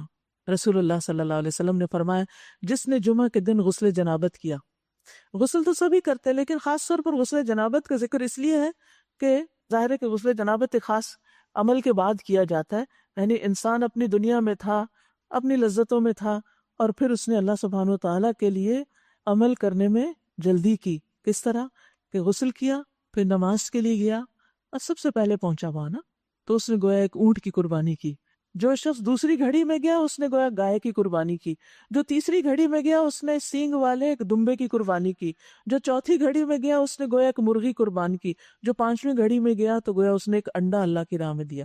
پھر جب امام خطبے کے لیے نکل آتا ہے تو فرشتے ذکر سننے میں مشغول ہو جاتے ہیں، رجسٹر بند ہو جاتے ہیں اور نام نہیں لکھے جاتے۔ تو یہ وقت پہ جانا، یعنی ٹائم ہو گیا، اذان ہو گیا، اب آپ بیٹھے ہیں سستی کر رہے ہیں، اچھا ابھی تو بڑا لمبا خطبہ ہوگا، میں ذرا آدھا ٹائم گھر پہ ہی گزار لوں۔ نہیں، جب کسی کام کا وقت ہو جائے تو اس میں ٹال مٹول نہ کریں، یہ سستی اچھی نہیں ہوتی، یہ ناپسندیدہ۔ لیکن ابھی وقت ہوا ہی نہیں اور آپ اس سے پہلے ہی کرنے لگ گئے تو اس کا نقصان ہوتا ہے۔ مثلا چھوٹی سی مثال، بڑی عید کے دن قربانی کب کرنی چاہیے؟ جب نماز پڑھ لی جائے۔ تو بعض خواتین ماشاءاللہ بہت ایفیشینٹ ہوتی ہیں، ہمارے جو ہی نکلے نماز کو پیچھے سے قربانی کروا دی، یہ میک شور کیا ہی نہیں کہ نماز ہوئی ہے کہ نہیں ہوئی، یہ ہے عجلت۔ اب وہ قربانی ہی نہیں ہو تو خالی صدقہ ہے آپ کا، تو اس کو عجلت کہتے ہیں کہ ابھی ٹائم ہی نہیں ہوا اور آپ پہلے سے ہی وہ کام کر کے بیٹھ گئے، جیسے روزہ سارا دن رکھا اور ابھی افطار ہوا نہیں تو آپ کہتے ہیں میرا خیال ہے ہو گیا، چلو کھاؤ کھاؤ، یہ عجلت ہے، سارے دن کے روزے کا ثواب گیا۔ تو اس طرح کی چیزوں سے پرہیز کرنا چاہیے۔ اسی طرح کہیں جا رہے ہیں، کچھ معاملہ کریں، جلدی نہ مچائیں، کیونکہ جلدی مچانے سے دوسرے گھبرا جاتے ہیں اور بعض اوقات کام صحیح ہونے کے بجائے غلط ہو جاتا ہے۔ اَأَجِلْتُمْ أَمْرَ رَبِّكُمْ وَأَلْقَى الْأَلْوَاحَ، اور تختیاں پھینک دی اور اپنے بھائی ہارون کے سر کے بال پکڑ کے اسے کھینچا۔ ہارون نے کہا، میری ماں کے بیٹے، ان لوگوں نے مجھے دبا لیا اور قریب تھا کہ مجھے مار ڈالتے، میں ان کو کتنا سمجھاتا، کیسے سمجھاتا، بس تو دشمنوں کو مجھ پہ ہنسنے کا موقع نہ دے۔ یعنی یہ بھی میرے خلاف تھے، آپ نے بھی آگے مجھ پہ چڑھائی شروع کر دی، اور اس ظالم گروہ کے ساتھ مجھے شامل نہ کر، میں ان کے ساتھ نہیں تھا۔ موسیٰ علیہ السلام اسی وقت ٹھنڈے ہوئے، قال رب اغفر لی ولی اخی، اللہ مجھے بخش دے اور میرے بھائی کو بھی بخش دے، وادخلنا فی رحمتک، اور ہمیں اپنی رحمت میں داخل کر دے، وانت ارحم الراحمین، اور تو سب سے بڑھ کر رحم فرمانے والا ہے۔ جواب میں ارشاد ہوا، جن لوگوں نے بچڑے کو معبود بنایا وہ ضرور اپنے رب کے غضب میں گرفتار ہو کر رہیں گے اور دنیا کی زندگی میں ذلیل ہوں گے۔ جھوٹ گھڑنے والوں کو ہم ایسی ہی سزا دیتے ہیں، اور جو لوگ برے عمل کریں پھر توبہ کر لیں اور ایمان لے آئیں تو یقیناً توبہ اور ایمان کے بعد تیرا رب درگزر اور رحم فرمانے والا ہے۔ غلطی تو ہو ہی جائے گی لیکن توبہ سے معافی بھی مل جائے گی انشاءاللہ۔ پھر جب موسیٰ علیہ السلام کا غصہ ٹھنڈا ہوا تو اس نے وہ تختیاں اٹھا لیں جن کی تحریر میں ہدایت اور رحمت تھی، ان لوگوں کے لیے جو اپنے رب سے ڈرتے ہیں۔ ہدایت اور رحمت کس کے لیے؟ جو اپنے رب سے ڈرتے ہیں۔ اور اس نے اپنی قوم کے 70 آدمیوں کو منتخب کیا تاکہ وہ اس کے ساتھ ہمارے مقرر کیے ہوئے وقت پر حاضر ہوں۔ جب ان لوگوں کو ایک سخت زلزلے نے آ پکڑا تو موسیٰ علیہ السلام نے عرض کیا، اے میرے رب، آپ چاہتے تو پہلے ہی ان کو اور مجھے ہلاک کر سکتے تھے، کیا آپ اس قصور میں جو ہم میں سے چند نادانوں نے کیا تھا ہم سب کو ہلاک کر دیں گے؟ یہ تو آپ کی ڈالی ہوئی ایک آزمائش تھی جس کے ذریعے سے آپ جسے چاہتے ہیں گمراہی میں مبتلا کر دیتے ہیں اور جسے چاہتے ہیں ہدایت بخش دیتے ہیں۔ ہمارے سرپرست تو آپ ہی ہیں، انت ولینا فاغفر لنا، پس تو ہمیں بخش دے، ورحمنا، اور ہم پر رحم فرما، وانت خیر الغافرین، اور آپ سب سے بڑھ کر معاف کرنے والے ہیں۔ اب دیکھیے کہ اللہ سبحانہ وتعالیٰ کی ناراضگی سامنے آنے کے باوجود موسیٰ علیہ السلام پیچھے نہیں ہٹے، اپنا مدعا بیان کیا اور بخشش کی درخواست کی۔ بعض اوقات ہم سے کوئی غلطی ہو جاتی ہے یا ہمارے ساتھیوں سے یہ کچھ، اس وقت ہم بس پہ چپ ہو جاتے ہیں، کبھی موڈ آف کر لیتے ہیں، کبھی دعا نہیں مانگتے، بہت دعائیں کر لی کوئی فائدہ نہیں ہوا۔ نہیں، آپ دیکھیے کہ کتنے خوبصورت انداز میں وہ التجائیں کر رہے ہیں، انت ولینا فاغفر لنا، اور آپ سب سے بڑھ کر معاف کرنے والے، آپ ہمیں بھی معاف کر دیں۔ یہ کچھ نادانوں نے ایسی غلطی کی جس کی وجہ سے آپ ہم سب کو نہ پکڑیں۔ کیسا خیرخواہ ہوتا ہے پیغمبر اپنی قوم کا۔ وَاكْتُبْ لَنَا فِي هَذِهِ الدُّنْيَا حَسَنَةً، اور ہمارے لیے اس دنیا کی بھلائی بھی لکھ دیجئے، وَفِي الْآخِرَةِ، اور آخرت کی بھی، إِنَّا هُدْنَا إِلَيْكَ، ہم نے آپ کی طرف رجوع کیا، توبہ کی۔ جواب میں ارشاد ہوا، سزا تو میں جسے چاہتا ہوں دیتا ہوں، مگر میری رحمت ہر چیز پر چھائی ہوئی ہے، اور اسے میں ان لوگوں کے حق میں لکھ دوں گا جو نافرمانی سے پرہیز کریں گے، زکوٰۃ دیں گے اور میری آیات پر ایمان لائیں گے۔ تو اللہ کی رحمت کس کے لیے؟ للذین یتقون ویؤتون الزکاۃ، یعنی جو اللہ کا تقوی اختیار کریں اور تزکیے کی روش اختیار کریں، مال کا بھی تزکیہ کریں، اپنے نفسوں کا بھی کریں۔ بس آج یہ رحمت ان لوگوں کا حصہ ہے جس پیغمبر نبی امی کی پیروی اختیار کریں۔ یہاں پر بنی اسرائیل کے تذکرے میں نبی صلی اللہ علیہ وسلم کی جو صفت بتائے گی، امی بتائے گی، کیونکہ بنی اسرائیل امیوں کو کچھ سمجھتے نہیں تھے۔ اللہ سبحانہ و تعالیٰ نے انہی میں رسول بھیجا اور اس کا یہاں لقب امی بتایا گیا کہ تم ان کو کمتر سمجھتے تھے، دیکھو اللہ نے ان کو کیسی شان عطا کی۔ تو یہ رحمت اس کو ملے گی جو نبی امی کو مانے گا، جس کا ذکر انہیں اپنے ہاں تورات اور انجیل میں لکھا ہوا ملتا ہے۔ وہ انہیں نیکی کا حکم دیتا ہے اور بدی سے روکتا ہے، ان کے لیے پاک چیزیں حلال اور ناپاک چیزیں حرام کرتا ہے، اور ان پر سے وہ بوجھ اتارتا ہے جو ان پر لدے ہوئے تھے، اور وہ بندشیں کھولتا ہے جن میں وہ جکڑے ہوئے تھے۔ کیسی کیسی آپ کی صفات بیان کی تاکہ لوگ آپ کی طرف مائل ہوں۔ لہٰذا جو لوگ ان پر ایمان لائیں، یعنی محمد صلی اللہ علیہ وسلم پر، اور ان کی حمایت اور مدد کریں اور اس روشنی کی پیروی اختیار کریں جو ان کے ساتھ نازل کی گئی ہے، وہی فلاح پانے والے ہیں۔ قُلْ يَا أَيُّهَا النَّاسُ، کہہ دیجئے اے لوگو، انی رسول اللہ الیکم جمیعا، میں تم سب کی طرف یقیناً اللہ کا رسول ہوں۔ محمد صلی اللہ علیہ وسلم کی رسالت قیامت تک کے لیے۔ آپ دیکھیے باقی پیغمبر صرف اپنی قوم کے لیے تھے، محمد صلی اللہ علیہ وسلم سارے انسانوں کے لیے، رہتی دنیا تک کے لیے۔ اس رب کی طرف سے بھیجا گیا ہوں، الذی لہ ملک السماوات والارض، جو زمین اور آسمانوں کی بادشاہی کا مالک ہے۔ لا الہ الا ہو، اس کے سوا کوئی الہ نہیں۔ یحیی و یمیت، وہی زندگی بخشتا ہے اور وہی موت دیتا ہے۔ بس ایمان لاؤ اللہ پر اور اس کے بھیجے ہوئے نبی امی پر جو اللہ اور اس کے ارشادات کو مانتا ہے اور پیروی اختیار کرو اس کی، لعلکم تہتدون، تاکہ تم ہدایت پا جاؤ۔ موسیٰ علیہ السلام کی قوم میں ایک ایسا گروہ بھی تھا جو حق کے مطابق ہدایت کرتا اور حق ہی کے مطابق انصاف کرتا تھا۔ اللہ سبحانہ وتعالیٰ ان کی تعریف بیان کر رہے ہیں۔ اور ہم نے اس قوم کو 12 گھرانوں میں تقسیم کر کے انہیں مستقل گروہوں کی شکل دی تھی۔ اور جب موسیٰ علیہ السلام سے اس کی قوم نے پانی مانگا تو ہم نے اس کو اشارہ کیا کہ فلاں چٹان پر اپنی لاٹھی مارو، چنانچہ اس چٹان سے یکایک 12 چشمے پھوٹ نکلے، اور ہر گروہ نے اپنے پانی لینے کی جگہ متعین کر لی۔ کس طرح منظم کر دیا تھا موسیٰ علیہ السلام نے اپنی قوم کو۔ ایک اچھے لیڈر کی یہی خوبی ہوتی کہ وہ اپنی قوم کو، اپنے فالوورز کو، اپنی ٹیم کو منظم کرتا ہے۔ ہم نے ان پر بادل کا سایہ کیا اور ان پر من و سلوہ اتارا، کھاؤ وہ پاک چیزیں جو ہم نے تمہیں بخشی، مگر اس کے بعد انہوں نے جو کچھ کیا وہ تو ہم پر ظلم نہیں تھا بلکہ اپنے آپ ہی پر ظلم کرتے رہے۔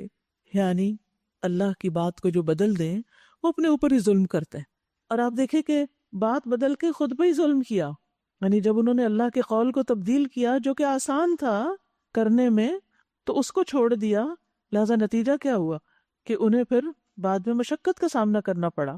یاد کرو وہ وقت جب ان سے کہا گیا تھا کہ اس بستی میں جا کر بس جاؤ اور اس کی پیداوار سے اپنے حسب منشا روزی حاصل کرو، اور حتتن کہتے جاؤ، اور شہر کے دروازے میں سجدہ ریز ہوتے ہوئے داخل ہو، ہم تمہاری خطائیں معاف کر دیں گے اور نیک رویہ رکھنے والوں کو مزید فضل سے نوازیں گے۔ مگر جو لوگ ان میں سے ظالم تھے انہوں نے اس بات کو جو ان سے کہی گئی تھی بدل ڈالا، اور نتیجہ یہ ہوا کہ ہم نے ان کے ظلم کی پاداش میں ان پر آسمان سے عذاب بھیج دیا۔ اور ذرا ان سے اس بستی کا حال بھی پوچھو جو سمندر کے کنارے واقع تھی۔ انہیں یاد دلاؤ وہ واقعہ کہ وہاں کے لوگ سبت یعنی ہفتے کے دن احکام الہی کی خلاف ورزی کرتے تھے، اور یہ کہ مچھلیاں سبت ہی کے دن ابھر کر سطح پر ان کے سامنے آتی تھیں اور سبت کے سوا باقی دنوں میں نہیں آتی تھیں۔ یہ اس لیے ہوتا تھا کہ ہم ان کی نافرمانیوں کی وجہ سے ان کو آزمائش میں ڈال رہے تھے۔ اور انہیں یہ بھی یاد دلاؤ کہ جب ان میں سے ایک گروہ نے دوسرے گروہ سے کہا تھا کہ تم ایسے لوگوں کو کیوں نصیحت کرتے ہو جنہیں اللہ ہلاک کرنے والا یا سخت سزا دینے والا ہے، تو انہوں نے جواب دیا کہ ہم یہ سب کچھ تمہارے رب کے حضور اپنی معذرت پیش کرنے کے لیے کرتے ہیں۔ لوگوں کو حق بات بتانے والے کو اس بات کی فکر نہیں ہونی چاہیے کہ ان کا ریاکشن کیا ہوگا، وہ مانیں گے کہ نہیں، اور اگر یہ ہو کہ یہ نہیں مانیں گے تو وہ بتانے ہی چھوڑ دے۔ ماننے یا نہ ماننے کی بات اس پہ چھوڑیں، آپ اپنا کام کریں، اپنا فرض پورا کر لیں۔ اور جب انسان اپنا فرض ادا کرتا ہے تو اللہ کے ہاں اس کی معذرت لکھی جاتی ہے کہ اس شخص نے اپنا فریضہ پورا کر دیا، اب باقی ذمہ داری لوگوں کی ہے جنہوں نے نہیں مانا، اور اس امید پر کرتے ہیں کہ شاید یہ لوگ اس کی نافرمانی سے پرہیز کرنے لگیں۔ آخر کار جب وہ ان ہدایات کو بالکل ہی فراموش کر گئے جو انہیں یاد کرائی گئی تھی، تو ہم نے ان لوگوں کو بچا لیا جو برائی سے روکتے تھے، اور باقی سب لوگوں کو جو ظالم تھے ان کی نافرمانی پر سخت عذاب میں پکڑ لیا۔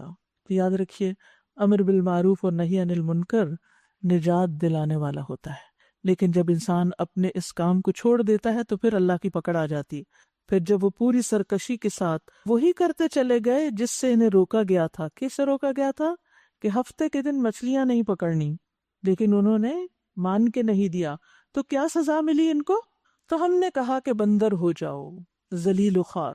اور یاد کرو جب تمہارے رب نے اعلان کر دیا کہ وہ قیامت تک برابر ایسے لوگ بنی اسرائیل پر مسلط کرتا رہے گا جو ان کو بدترین عذاب دیں گے۔ یقیناً تمہارا رب سزا دینے میں تیز دست ہے، اور یقیناً وہ درگزر اور رحم سے بھی کام لینے والا ہے۔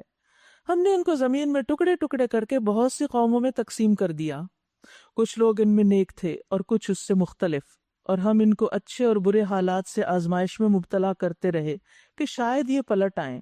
پھر اگلی نسلوں کے بعد ایسے ناخلف لوگ ان کے جانشین ہوئے جو کتاب الہی کے وارث ہو کر اسی دنیا دنی کے فائدے سمیٹتے ہیں اور کہتے ہیں کہ توقع ہے کہ ہمیں معاف کر دیا جائے گا، اور اگر وہی متاع دنیا پھر سامنے آتی ہے تو پھر لپک کر اسے لے لیتے ہیں۔ یعنی اللہ کی نافرمانیاں کیے چلے جاتے ہیں اور وہ فالس امید رکھتے ہیں کہ ہم جو بھی کریں اللہ تو معاف کرنے والا، وہ کر ہی دے گا۔ کیا ان سے کتاب کا عہد نہیں لیا جا چکا کہ اللہ کے نام پر وہی بات کہیں جو حق ہو، اور یہ خود پڑھ چکے ہیں جو کتاب میں لکھا ہے۔ آخرت کی قیامگاہ تو اللہ سے ڈرنے والوں کے لیے ہی بہتر ہے، متقین کے لیے۔ افلا تعقلون، کیا تم اتنی سی بات نہیں سمجھتے؟ والذین یمسکون بالکتاب واقاموا الصلاۃ انا لا نضیع اجر المصلحین. جو لوگ کتاب کی پابندی کرتے ہیں، اسے مضبوط پکڑتے ہیں، اور جنہوں نے نماز قائم کر رکھی ہے، یقیناً ایسے نیک کردار لوگوں کا اجر ہم ضائع نہیں کریں گے. اللہ کا وعدہ ہے، خوشخبری ہے کہ جو کتاب کو مضبوط پکڑے، مرتے دم تک اس کو نہ چھوڑے، اس کے ساتھ زندگی بسر کرے اور اللہ کی عبادت کرتا رہے، یعنی نماز قائم کرے، نماز کو اہمیت دے، تو پھر کیا ہوگا؟ ان کا اجر محفوظ ہو جائے گا. انہیں وہ وقت بھی کچھ یاد ہے جب کہ ہم نے پہاڑ کو ہلا کر ان پر اس طرح چھا دیا تھا کہ گویا وہ چھتری ہے، اور یہ گمان کر رہے تھے کہ وہ ان کے اوپر آ پڑے گا. اور اس وقت ہم نے ان سے کہا تھا کہ جو کتاب ہم تمہیں دے رہے ہیں اسے مضبوطی کے ساتھ تھامو، اور جو کچھ اس میں لکھا ہے اسے یاد رکھو، لعلکم تتقون، شاید کہ تم غلط روی سے بچے رہو گے. وَإِذْ أَخَذَ رَبُّكَ مِنْ بَنِي آدَمَ مِنْ ظُهُورِهِمْ ذُرِّيَّتَهُمْ وَأَشْهَدَهُمْ عَلَىٰ أَنفُسِهِمْ أَلَسْتُ بِرَبِّكُمْ قَالُوا بَلَىٰ شَهِدْنَا.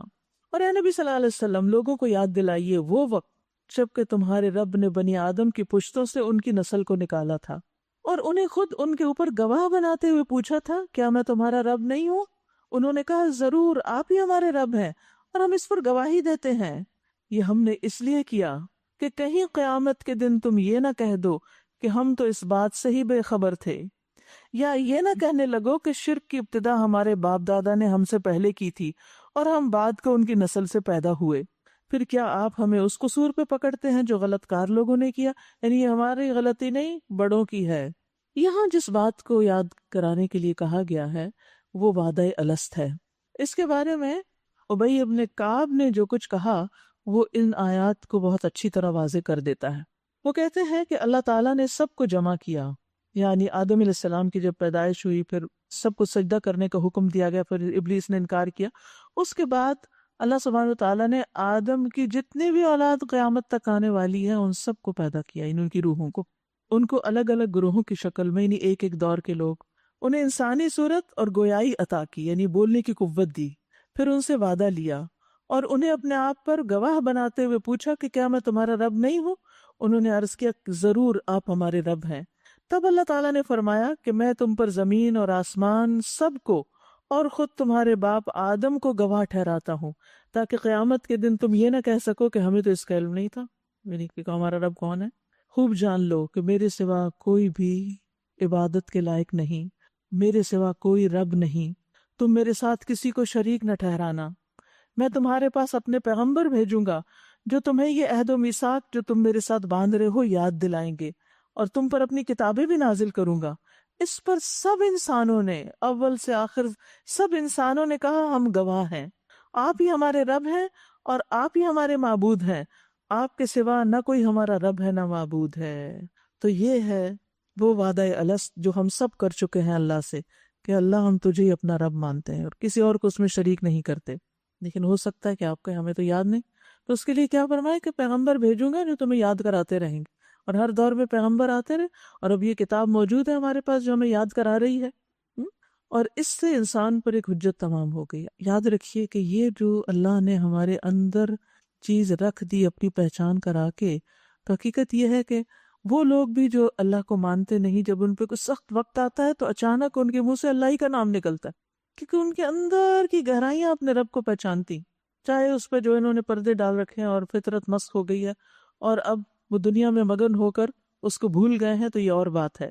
یا یہ نہ کہنے لگو کہ شرک کی ابتدا ہمارے باپ دادا نے ہم سے پہلے کی تھی، یعنی اپنی غلطیوں کا الزام ان کو نہ دینے لگو، اور ہم بعد میں پیدا ہوئے تھے، تو آپ ہمیں اس قصور میں پکڑتے ہیں جو غلط لوگوں نے کیا، مبتلون نے کیا. دیکھو اس طرح ہم نشانیاں واضح طور پر پیش کرتے ہیں، اور اس لیے کرتے ہیں کہ یہ لوگ پلٹ آئیں. اور اے محمد صلی اللہ علیہ وسلم، ان کے سامنے اس شخص کا حال بیان کرو جس کو ہم نے اپنی آیات کا علم عطا کیا تھا. ایک عالم کی بات ہو رہی ہے، نام نہیں لیا گیا، لہذا ہر وہ شخص جو علم حاصل کرتا ہے اور علم حاصل کر کے کسی مقام اور درجے پر پہنچتا ہے، وہ اپنے آپ کو اس جگہ رکھ لے، مگر وہ ان کی پابندی سے نکل بھاگا. یعنی علم تو بہت حاصل کیا لیکن عمل کچھ نہیں تھا. آخر کار شیطان اس کے پیچھے پڑ گیا، اور شیطان تو پڑا ہی رہتا ہے. عام لوگوں کے پیچھے شاید ایک شیطان ہو، لیکن عالموں کے پیچھے، دیندار لوگوں کے پیچھے تو اس کی فوجیں لگ جاتی ہیں. اور پیچھے ایسا لگا شیطان، یہاں تک کہ وہ بھٹکنے والوں میں شامل ہو کے رہا. اس نے میک شور کیا کہ یہ شخص واپس پلٹ جائے، دین کا راستہ چھوڑ دے. اگر ہم چاہتے تو اسے ان آیتوں کے ذریعے بلندی عطا کرتے، یعنی وہ قرآن کے ساتھ بھی بہت ایکسل کر سکتا تھا جو اللہ نے اس کو صلاحیتیں دی تھیں، مگر وہ تو زمینی کی طرف جھک گیا. یعنی دنیاوی فائدوں نے اس کو اپنی طرف کھینچ لیا اور اپنی خواہش نفسی کے پیچھے پڑا رہا. یعنی دل کیا چاہتا ہے، کیونکہ بہت دفعہ ہم پڑھا بھی لیتے ہیں لیکن پھر کرتے وہ ہیں جو ہماری خواہشات ہوتی ہیں، ان کی تکمیل کے لیے بھاگ دوڑ کر رہے ہوتے ہیں. لہٰذا اس کی حالت کتے کی سی ہو گئی. ایسے شخص کو اللہ تعالیٰ کتے سے تشبیہ دیتا ہے کہ تم اس پہ حملہ کرو تب بھی زبان لٹکائے رہے، اور تم اسے چھوڑ دو تب بھی زبان لٹکائے رہے. یعنی وہ ہر حال میں لالچ ہی رکھتا ہے. آپ اس کی طرف کو پتھر پھینکے تب بھی وہ ایک دفعہ دیکھے گا کوئی ہڈی تو نہیں. لالچ کی انتہا ہے. یعنی کتا جو ہے وہ لالچ کا سمبل ہے، گریڈینس کا. تو جو شخص دین پڑھتا ہو اور اس کے ساتھ دنیا کی شدید محبت میں مبتلا ہو تو پھر اس کا حال یہی ہوتا ہے کہ اس ویکنس کو دیکھتے ہوئے، پیچھے پڑا تھا نا شیطان سونگتا ہے انسان، کیا کمزوری ہے اس کے اندر، اور پھر جب وہ دیکھتا ہے کہ یہ شخص مال کی محبت میں بری طرح گرفتار ہے تو وہ راستے اس کو دکھاتا ہے اور ان چیزوں کو خوشنما بنا کے پیش کرتا ہے جس سے وہ چند ٹکے کما سکے. اور پھر جب انسان اس میں پڑتا ہے تو پھر آہستہ آہستہ آہستہ سب کچھ بھول جاتا ہے، دین کو کمپرومائز کرنے لگتا ہے، دنیا والوں کو خوش کرنے کے لیے اللہ کے احکامات کو پیچھے ڈال دیتا ہے. فرمایا یہی مثال ہے ان لوگوں کی جو ہماری آیات کو جھٹلاتے ہیں. تم یہ آیات ان کو سناتے رہو شاید کہ یہ کچھ غور و فکر کریں. کتنا مہربان ہے رب. وہ کیا چاہتا ہے کہ انسان شیطان کی اغوا سے نکل آئے، وہ ہمیں اس کے پنجے سے چھڑانا چاہتا ہے. تو یاد رکھیے کسی انسان کا آیات کا علم ہونے کے باوجود، قرآن کا علم ہونے کے باوجود ان سے روگردانی کرنا، ان پر عمل نہ کرنا، یہ شیطنت ہے اس کے اندر. اور پھر اس شیطنت کی وجہ سے شیطان انسان کو اپنے قابو میں کر لیتا ہے اور اپنی مرضی کے مطابق چلاتا ہے. علم کے باوجود جب انسان بھٹکتا ہے تو یہ شیطانی وسوسوں کی وجہ سے. اور کون بھٹکتا ہے؟ جو شیطان کے وسوسے کی پیروی بھی کرتا ہے، جو اس کو جھٹک دیتا ہے اس کو چھوڑ دیتا ہے وہ نہیں. تو جب انسان شیطان کے ذرا بھی پیچھے لگتا ہے تو وہ اس کو ہانکنے لگتا ہے اور آگے لے جاتا ہے اور اپنے کنٹرول میں لے لیتا ہے اس کو. پھر وہ اسی کی زبان بولتا ہے، اسی کی آنکھ سے دیکھتا ہے، کیونکہ وہ اس کے دل کو قابو کر چکا ہے، اور پھر اسے ہمیشہ گمراہی کی کھائیوں میں گراتا ہے اور گمراہی کے راستے پہ لے جاتا ہے. اور یہاں یہ جو کہا گیا نا فَأَتْبَعَهُ، کہ وہ اس کا پیروکار بن جاتا ہے. لہٰذا انسان پھر اسی گروہ میں جا شامل ہوتا ہے جو گمراہوں کا ہوتا ہے اور خوب گمراہی میں جڑ پکڑ چکے ہوتے ہیں. پھر ایسا شخص ہدایت سے بہت دور نکل جاتا ہے. نبی صلی اللہ علیہ وسلم نے فرمایا اللہ کا ہاتھ جماعت پر ہے. اور جماعت سے مراد یہاں پر خاص کوئی سیاسی یا کوئی دینی جماعت نہیں، کہیں پر بھی جب لوگ اکٹھے ہو کر دین کا کام کرتے ہیں تو وہ خود بخود ایک جماعت بن جاتے ہیں، جس کو ہم آج کلاس کہتے ہیں. پہلے اس کو کیا کہتے تھے؟ جماعت. جماعت اول دوم سوم. جماعت کیوں کہتے ہیں اس کو؟ کیونکہ کچھ بچے سال بھر کے لیے روزانہ جمع ہوتے ہیں اور اکٹھے پڑھتے ہیں. اور آپ نے دیکھا ہوگا جو بیچ میٹس ہوتے ہیں کسی خاص جگہ پر اکٹھے پڑے ہوتے ہیں کسی خاص ادارے میں، وہ زندگی بھر اپنے آپ کو اس سے منسوب کرتے رہتے ہیں. کیا کہتے ہیں؟ ہم کون ہیں؟ جی آپ سب کو پتا ہے جس چیز کی طرف لوگ نسبت کرتے ہیں، اپنی یونیورسٹیز کی طرف، اپنے اداروں کی طرف، کیونکہ اس کے ساتھ ان کی ایک ایسوسیشن ہو جاتی ہے. اکٹھے رہ کر جب انسان کام کرتا ہے تو ایک سوچ بنتی ہے، ایک اجتماعیت آتی ہے. اور پھر جب انسان اس کے ساتھ ایفیلیٹڈ رہتا ہے ون وے اور دی ادر، تو پھر انسان خیر کے کچھ نہ کچھ کام کرتا رہتا ہے، یا جس مقصد کے لیے وہ خاص ادارہ یا وہ جماعت یا وہ کلاس یا وہ ٹیم ہوتی ہے اس مقصد کے ساتھ اس کی ایک وفاداری ہو جاتی. لیکن جب انسان اس سے نکلتا ہے، بھول جاتا ہے ان سب کو، اور خاص طور پر اگر دین کے کام کرنے والوں سے انسان الگ ہو جاتا ہے اور اپنی مجلس اور سوشل سرکل اور اپنی ساری دلچسپیاں اور لوگوں میں رکھتا ہے تو پھر شیطان پیچھے لگ جاتا ہے. نبی صلی اللہ علیہ وسلم نے فرمایا اللہ کا ہاتھ جماعت پر ہے، شیطان اس کے ساتھ ہے جو جماعت سے الگ ہو، وہ اس کو ایڑی مار کے بھگاتا ہے اور بہت دور لے جاتا ہے. یعنی اس کے تو پیچھے پڑ جاتا ہے اور پھر اس کو نکال لے جاتا ہے کہ پلٹ کے نہ ہو. وہ کوئی نہ کوئی وسوسے ڈال کے غلط فہمیاں ڈالتا ہے، یہ سارے دین کی باتیں کرنے والے ایسے لوگ ہیں ایسے لوگ ہیں، ان کے ساتھ چل کے تمہیں کیا فائدہ ہوگا، دیکھو اور دنیا بھی، دنیا یہی تھوڑی ہے، یہی تھوڑی بیٹھے رہو گے. لیکن انسان کو رہنا تو دنیا میں ہی، جانا ہے دنیا میں، لیکن پلٹ کر اپنے مرکز کی طرف تو آتا رہے جہاں سے اس کو مزید خیر کی غذا ملتی رہے. اور وہ خیر کے کاموں میں آپس میں تعاون کرتا رہے۔ رسول اللہ صلی اللہ علیہ وسلم نے فرمایا تم جماعت کو لازم پکڑو، جیسے پیچھے کہا نا وَاعْتَصِمُوا بِحَبْلِ اللَّهِ جَمِيعًا، اکٹھے ہو کے خیر کے کام کرو۔ بھیڑیا ہمیشہ دور رہنے والی اکیلی بکری کو ہی کھا جاتا ہے، اور بھیڑیا کون ہے یہاں؟ شیطان۔ بڑی ہی بری مثال ہے ایسے لوگوں کی جنہوں نے ہماری آیات کو جھٹلایا اور وہ اپنے آپ پر خود ہی ظلم کرتے ہیں۔ وَأَنفُسَهُمْ كَانُوا يَظْلِمُونَ، یعنی وہ خود ہی اپنے لیے ظالم ہے۔ مَن يَهْدِ اللَّهُ فَهُوَ الْمُهْتَدِي، جسے اللہ ہدایت بخشے بس وہی راہ راست پاتا ہے، یعنی ہدایت اللہ کی توفیق سے ملتی ہے، اور جس کو اللہ اپنی رہنمائی سے محروم کر دے وہی ناکام و نامراد ہو کر رہتا ہے۔ اور حقیقت یہ ہے کہ بہت سے جن اور انسان ایسے ہیں جن کو ہم نے جہنم ہی کے لیے پیدا کیا ہے۔ اس کا یہ مطلب نہیں کہ اللہ تعالیٰ نے جہنم کا ایندھن بنانے کے لیے ان کو پیدا کیا یا اس کا ارادہ تھا کہ یہ جہنم میں جائیں، یہ نہیں، مطلب یہ ہے کہ وہ کیوں جہنم میں جائیں گے آگے وجہ بتا دی گئی۔ لہم قلوب لا یفقہون بہا، ان کے پاس دل ہیں مگر وہ ان سے سوچتے نہیں، کیونکہ دل تو دنیا کی محبت میں گرفتار ہے، وہ کیوں سوچیں گے دین کے بارے میں، آخرت کے بارے میں۔ ان کے پاس آنکھیں ہیں مگر وہ ان سے دیکھتے نہیں، دل کی نگاہوں سے نہیں دیکھتے، بصیرت نہیں۔ ان کے پاس کان ہیں مگر وہ ان سے سنتے نہیں، حق بات نہیں سنتے، خیر کی مجلس میں، دین کی مجلس میں جانے کو ان کا دل نہیں چاہتا، اور جائیں بھی تو لگے بندھے، کچھ حاصل نہیں کرتے۔ ایسے لوگ جانوروں کی طرح ہیں جو اللہ کی بات نہ سن سکیں، اللہ کی نشانیاں نہ دیکھ سکیں، جو اللہ کے بارے میں نہ سوچیں، اس سے محبت نہ کریں، تو ایسے لوگ پھر کیا ہے؟ جانوروں کی طرح، بلکہ ان سے بھی زیادہ گئے گزرے، کیونکہ جانور بھی اپنا فائدہ اور نقصان پہچانتا ہے، اپنے مالک کو پہچانتا اور اس کی اطاعت کرتا ہے، لیکن غافل لوگ اپنے مالک کو بھولے رہتے ہیں۔ وہ جانوروں کی طرح اپنی زندگی کا مقصد صرف کھانا پینا رکھتے ہیں، کھانا پینا، سیر تفریح۔ اب دیکھیے کہ ایک عام شخص جو گھر میں ہوتا ہے یا جس کے پاس اور کوئی کام نہیں، اس کا دن کیسے گزرتا ہے، اور خاص طور پر جب اللہ نے ساری سہولتیں دے رکھی ہوں، ہر کام کے لیے ایک الگ نوکر ہے، تو پھر آپ کیا ہوں گے؟ فارغ ہوں گے نا۔ جب فارغ ہوں گے تو پھر کیا کریں گے؟ بور ہوں گے۔ جب بور ہوں گے تو پھر آپ کدھر نکل جائیں گے؟ کبھی کسی فرینڈ کے پاس، کبھی کسی کے پاس دن گزارنے جا رہے ہیں، کبھی کہیں لنچ ہو رہا ہے، کہیں پارٹی ہو رہی ہے، کہیں دعوت ہو رہی ہے، کبھی بازار گھومنے نکل جائیں، کیونکہ آپ نے دل تو لگانا ہے نا کسی چیز میں۔ تو جب انسان کے پاس کوئی اعلیٰ مقصد نہیں ہوتا تو پھر وہ اپنی فراغت کے اوقات کو ایسے ہی بے سوچے سمجھے گزارتا ہے، پھر وہ صرف ان چیزوں میں دلچسپیاں رکھتا ہے جو جانوروں کی دلچسپیاں ہوتی۔ جانوروں کی دلچسپیاں سب سے زیادہ کس سے ہوتی ہیں؟ ہر وقت کھانے کو دیکھتے سونگتے رہتے ہیں۔ کسی بھی جانور کو دیکھیں، اگر آپ اس سے ذرا بھی پیار کریں گے، بات کریں گے، تو اس کا دھیان کس پہ ہوگا؟ اگر آپ کے ہاتھ میں کھانا ہے یا کچھ، تو وہ آپ کو نہیں دیکھے گا، وہ کھانے کو دیکھے گا، اس کی توجہ بس کھانے پینے پہ ہے۔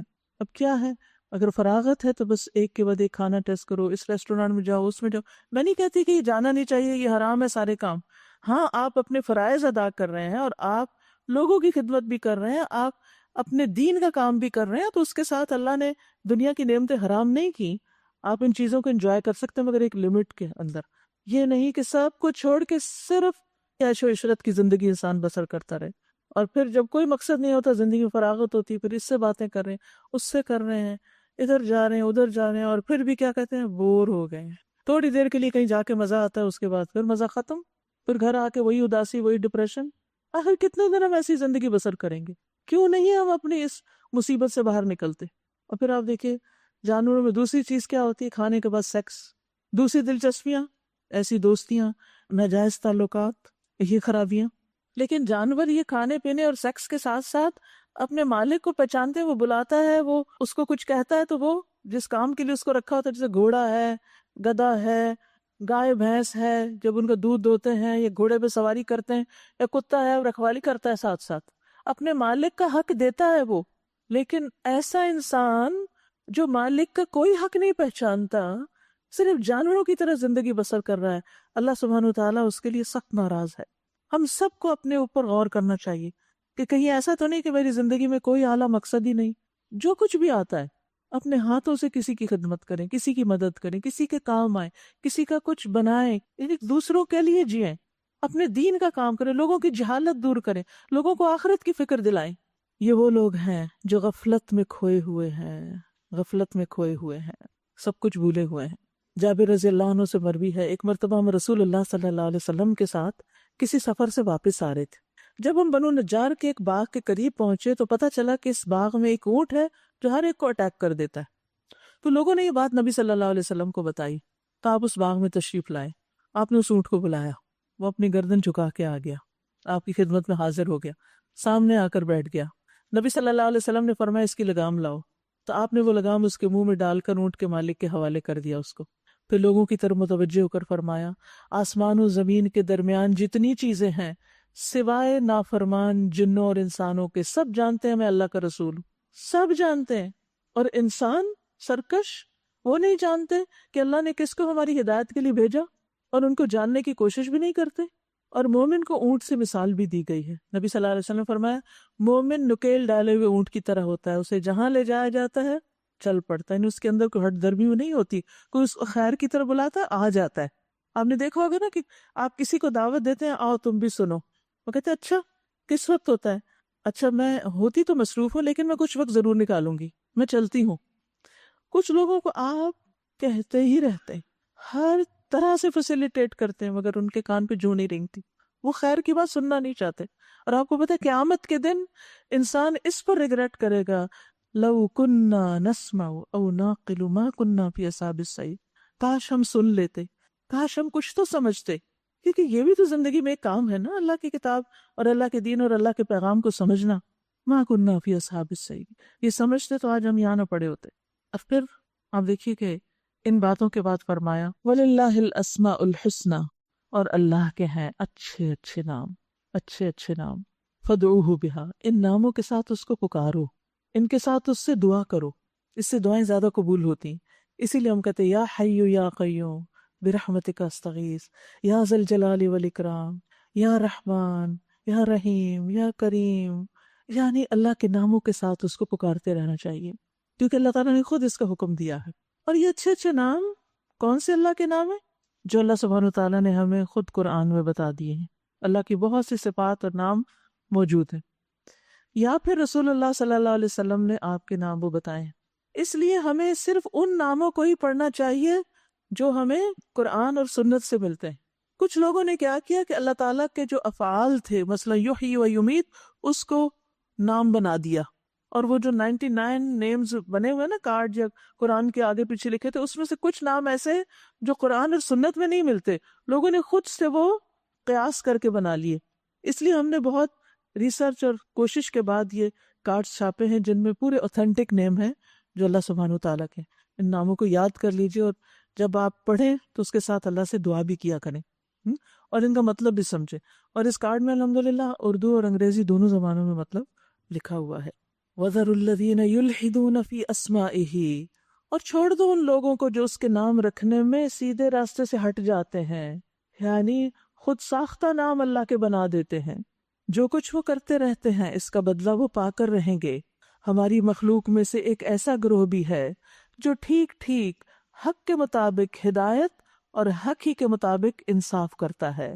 رہے وہ لوگ جنہوں نے ہماری آیات کو جھٹلا دیا تو ہم انہیں بتدریج ایسے طریقے سے تباہی کی طرف لے جائیں گے کہ انہیں خبر تک نہ ہوگی.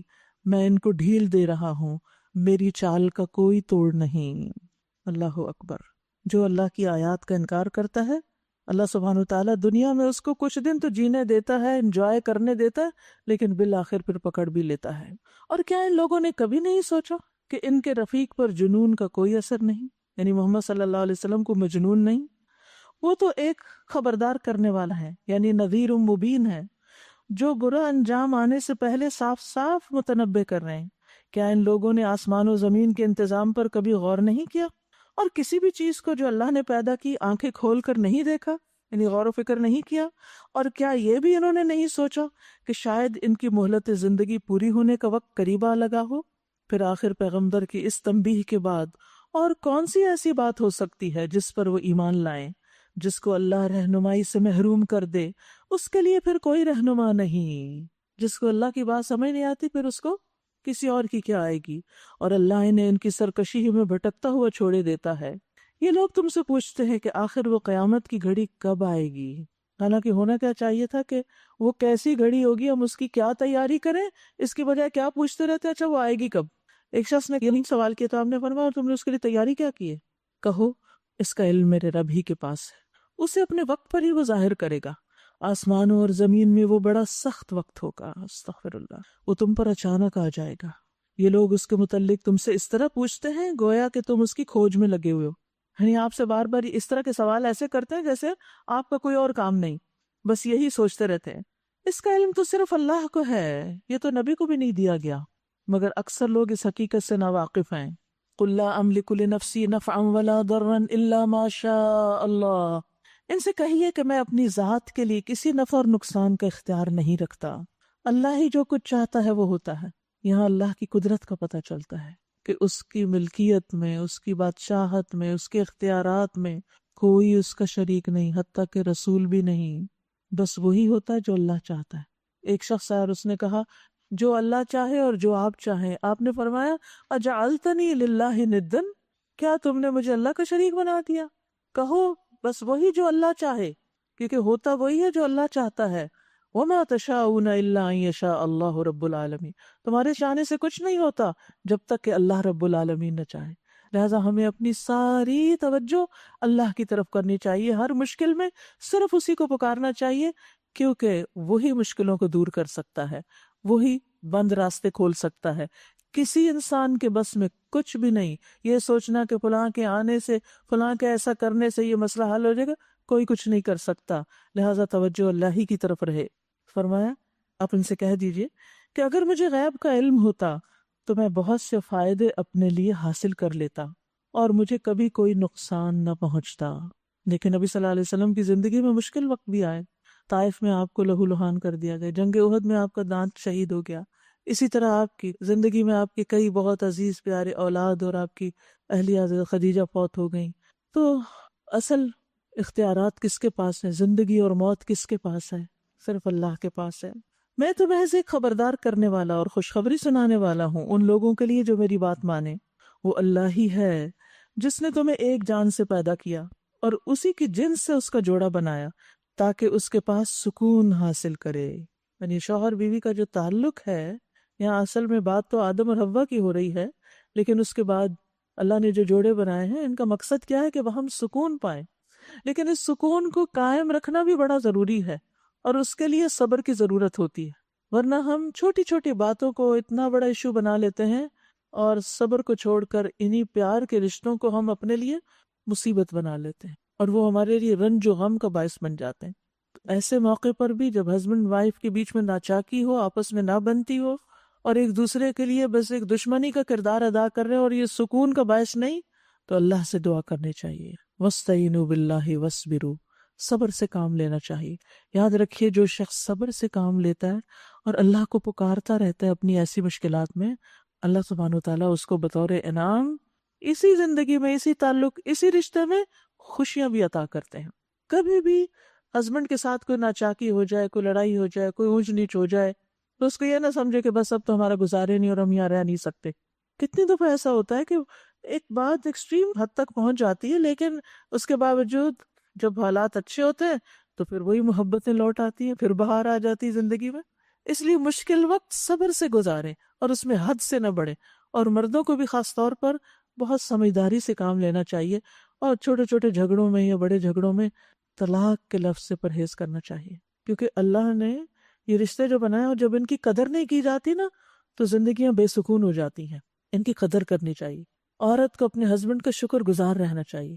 جس رشتے پہ ہم شکر گزار ہوتے ہیں اللہ اس میں ہمارے لیے خوشیاں رکھ دیتا ہے. اور جس رشتے پہ ہم ہر وقت کڑتے رہتے ہیں، ناراض ہی ہوتے رہتے ہیں، اس میں یہ خامی کیوں ہے، یہ ایسا کیوں نہیں کرتا، یہ ویسا کیوں نہیں کرتا، تو وہ اس شخص کی خیر کبھی نہیں پا سکتا. شکر گزار رہیے، اللہ نعمتوں میں اضافہ کرے گا.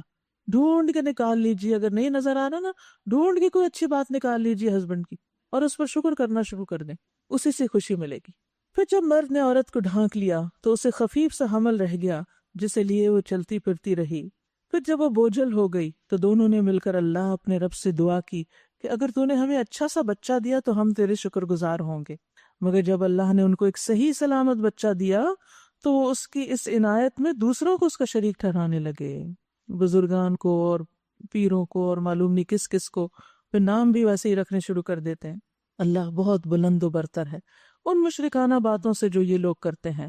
کیسے نادان ہیں یہ لوگ کہ ان کو اللہ کا شریک ٹھہراتے ہیں، جو کسی بھی چیز کو پیدا نہیں کرتے بلکہ خود پیدا کیے جاتے ہیں۔ کتنے ہی لوگ جہالت سے کہتے ہیں یہ بچہ مجھے اس پیر نے دیا ہے، یہ فلاں زیارت والے نے دیا۔ اللہ اکبر، اتنا بڑا شرک! صرف اللہ ہی دیتا ہے اولاد، وہی دیتا ہے بیٹے اور وہی دیتا ہے بیٹیاں، اور وہی نہیں چاہتا تو نہیں دیتا، اور اس میں بھی کوئی حکمت ہوتی ہے اور اس پر بھی راضی رہنا چاہیے۔ تو وہ ان کو شریک بناتے ہیں جو نہ ان کی مدد کر سکتے ہیں اور نہ اپنی مدد پہ آپ قادر ہیں۔ اگر تم انہیں سیدھی راہ پہ آنے کی دعوت دو تو وہ تمہارے پیچھے نہ آئیں، تم خواہ انہیں پکارو یا خاموش رہو، دونوں صورتوں میں تمہارے لیے یکساں ہے۔ تم لوگ اللہ کو چھوڑ کر جنہیں پکارتے ہو وہ تو محض بندے ہیں جیسے تم بندے ہو، یعنی اپنے جیسے انسانوں کو اتنا بڑا بنا لیتے ہو کہ ان کو اللہ کی الوہیت میں تم شریک کر لیتے ہو۔ ان سے دعائیں مانگ دیکھو، یہ تمہاری دعاؤں کا جواب دیں اگر ان کے بارے میں تمہارے خیالات صحیح ہیں، یعنی نہیں جواب دیں گے، دے ہی نہیں سکتے۔ کیا یہ پاؤں رکھتے ہیں کہ ان سے چلیں؟ خصوصاً پتھر کے بت خود چل بھی نہیں سکتے، اٹھا کے رکھتے ہیں ادھر سے ادھر۔ اور اسی طرح جو مرے ہوئے بزرگان دین ہیں وہ اپنی قبروں میں لیٹے ہوئے ہیں، وہ کسی کی اٹھ کے نکل کے وہاں سے چل کے مدد نہیں کر سکتے۔ کیا یہ ہاتھ رکھتے ہیں کہ ان سے پکڑیں؟ کیا یہ آنکھیں رکھتے ہیں کہ ان سے دیکھیں؟ کیا یہ کان رکھتے ہیں کہ ان سے سنیں؟ ان سے کہہ دیجئے بلا لو اپنے ٹھہرائے ہوئے شریکوں کو، پھر تم سب مل کر میرے خلاف تدبیریں کرو اور مجھے ہرگز مہلت نہ دو۔ میرا حامی و ناصر وہ اللہ ہے جس نے یہ کتاب نازل کی ہے اور وہ نیک آدمیوں کی حمایت کرتا ہے۔ تو آپ دیکھیے کہ یہاں پر خاص طور پر اس بات کا اظہار کیا گیا کہ اللہ کے سوا جو دوسری ہستیاں ہیں وہ تمہارے کام نہیں آ سکتی۔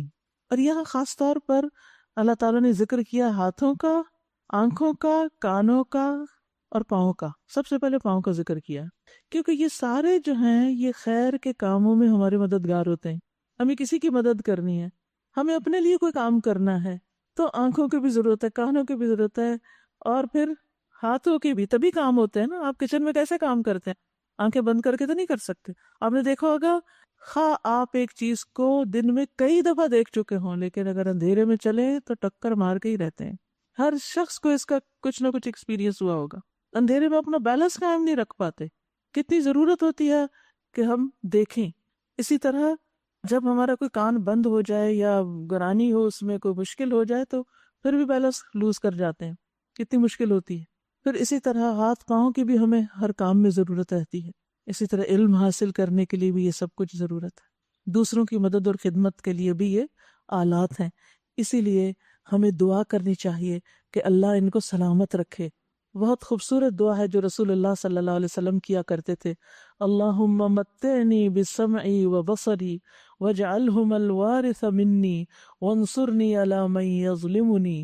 اے اللہ مجھے میری سماعت اور بصارت سے فائدہ پہنچا کہ میں ان سے اچھے اچھے کام کروں اور انہیں میرا وارث کر دے، یعنی مرنے کے بعد بھی ان سے جو میں نے کام لیا وہ میرے لیے صدقہ جاریہ بنے، اور میری زندگی کے آخر تک انہیں باقی رکھ۔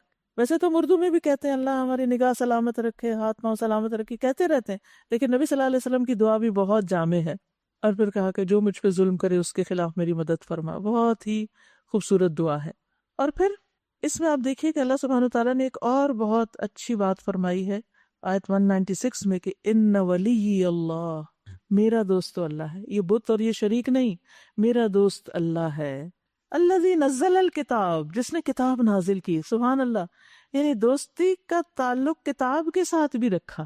ویسے تو نیک عمل کرنے والوں سے اللہ کی دوستی ہوتی ہے، لیکن وہ دوستی جو کتاب کی وجہ سے ہے، یعنی اللہ سے دوستی کیسے بڑھتی ہے یا اللہ سبحانہ وتعالیٰ کی محبت کیسے حاصل ہوتی ہے، جتنا جتنا ہم اس کتاب سے تعلق قائم کرتے ہیں۔ تو جب اللہ تعالیٰ اپنے بندوں کا دوست بن جاتا ہے، وہ بندے جو اس کی کتاب سے تعلق رکھتے ہیں، تو پھر اللہ تعالیٰ کی مہربانیاں ہوتی ہیں ان پر، اللہ کی مدد آتی ہے ان کے دین دنیا کے کاموں میں، اور اللہ سبحانہ وتعالیٰ ان کے ایمان کی وجہ سے ان کو مصیبتوں سے دور رکھتا ہے، اور اگر مصیبت آ بھی جائے تو ان کو سمجھا دیتا ہے کہ کیوں آئی ہے، جس سے ان کی مزید اصلاح ہو جاتی ہے۔ وَهُوَ يَتَوَلَّى الصَّالِحِينَ، وہ صالحین سے دوستی رکھتا ہے۔ اگر اللہ کی دوستی چاہتے ہیں تو کیا کریں؟ نیک کاموں میں دوڑ لگا دیں، آگے بڑھیں، بخلاف اس کے تم جنہیں اللہ کو چھوڑ کے پکارتے ہو، وہ نہ تمہاری مدد کر سکتے ہیں، نہ خود اپنی مدد کے قابل ہیں، بلکہ اگر تم انہیں سیدھی راہ پہ آنے کے لیے کہو تو وہ تمہاری بات سن بھی نہیں سکتے، بظاہر تمہیں ایسا نظر آتا ہے کہ وہ تمہاری طرف دیکھ رہے ہوں، مگر فی الواقع وہ کچھ بھی نہیں دیکھتے۔ اے نبی صلی اللہ علیہ وسلم، نرمی اور درگزر کا طریقہ اختیار کیجیے، یعنی یہ لوگ اتنے شرک کر رہے ہیں اور ایسی ایسی خرابیاں کر رہے ہیں، لیکن آپ ان کو کیسے سمجھائیں؟ جیسے ہم میں سے بہت سے دیندار لوگ کرتے ہیں، ڈنڈا لے کے لوگوں کے پیچھے پڑ جائیں، کیوں نہیں مانتے؟ ورنہ ہم یہاں دھماکہ کر دیں گے اور یہ اڑا دیں گے اور وہ کر دیں گے۔ نہیں، آرام سے ایسی بات جو دلوں میں اتر جائے، خیر خواہی کے ساتھ معروف کی تلقین کیے جائیں، وَأْمُرْ بِالْعُرْفِ، اور جاہلوں سے نہ الجھیں۔ سبحان اللہ، آپ کو بتایا جا رہا ہے، لیکن یہ ہم سب کے لیے بہت بڑی نصیحت ہے۔ وَأَعْرِضْ عَنِ الْجَاهِلِينَ، یعنی اگر آپ کے خلاف کوئی حماقت کا مظاہرہ کرتا ہے، آپ کے ساتھ کوئی بدتمیزی بد اخلاقی کرتا ہے، آپ اس کے مقابلے میں حماقت کا مظاہرہ نہ کریں، آپ ان جیسے نہیں بنیں، اعراض برتیں۔ کہتے ہیں کہ عیینہ بن حصن حضرت عمر کے پاس آئے، کہنے لگے اے خطاب کے بیٹے، اللہ کی قسم نہ تم انصاف کرتے ہو نہ ہمارے ساتھ کچھ سخاوت سے پیش آتے۔ سبحان اللہ، وہ عمر جن کے انصاف کو دنیا مانتی، ان پر آ کر ان کے منہ پہ اعتراض کیا، تو آپ دیکھیں کتنا غصہ آیا ہوگا۔ اور حضرت عمر کو بہت غصہ آیا، قریب تھا کہ انہیں کچھ لگا دیں، تو ان کے پاس ان کے ساتھی حر بیٹھے ہوئے تھے، وہ کہنے لگے اے امیر المومنین، اللہ نے اپنے نبی سے فرمایا ہے خذ العفو وامر بالعرف واعرض عن الجاہلین، کہ درگزر کیجئے، نیکی کو حکم دیجئے اور جاہلوں سے کنارہ کشی کیجئے، اور یہ شخص بھی جاہلوں میں سے ہے۔ کہتے ہیں کہ اللہ کی قسم جب حر نے قرآن مجید کی اس آیت کی تلاوت کی، عمر وہیں رک گئے، اتنا سیلف کنٹرول تھا انہیں، اور آپ اللہ کی کتاب کے حکم کے سامنے گردن جھکا دینے والے تھے۔ اللہ کا حکم ہے، بس میں پیچھے ہٹ گیا، ورنہ اتنے غصے کے موقع پر انسان کیا کچھ نہیں کہہ سکتا، کہ جس شخص کی ساری زندگی جو اپنے بارے میں اتنی سختی سے کام لیتا ہو، اپنی اولاد کے بارے میں اسے کہا جائے تم انصاف نہیں کرتے، تو کتنی بڑی زیادتی کی بات۔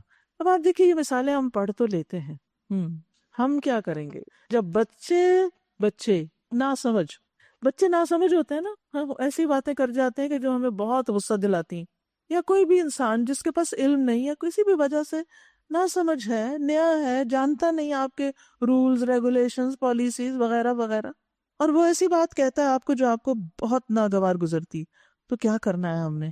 اپنے آپ کو ذرا کنٹرول کریں، کام رہیں، آرام سے سن لیں اس کی بات، اور پھر موسیٰ علیہ السلام کی طرح اپنا عصا چھوڑ دیں۔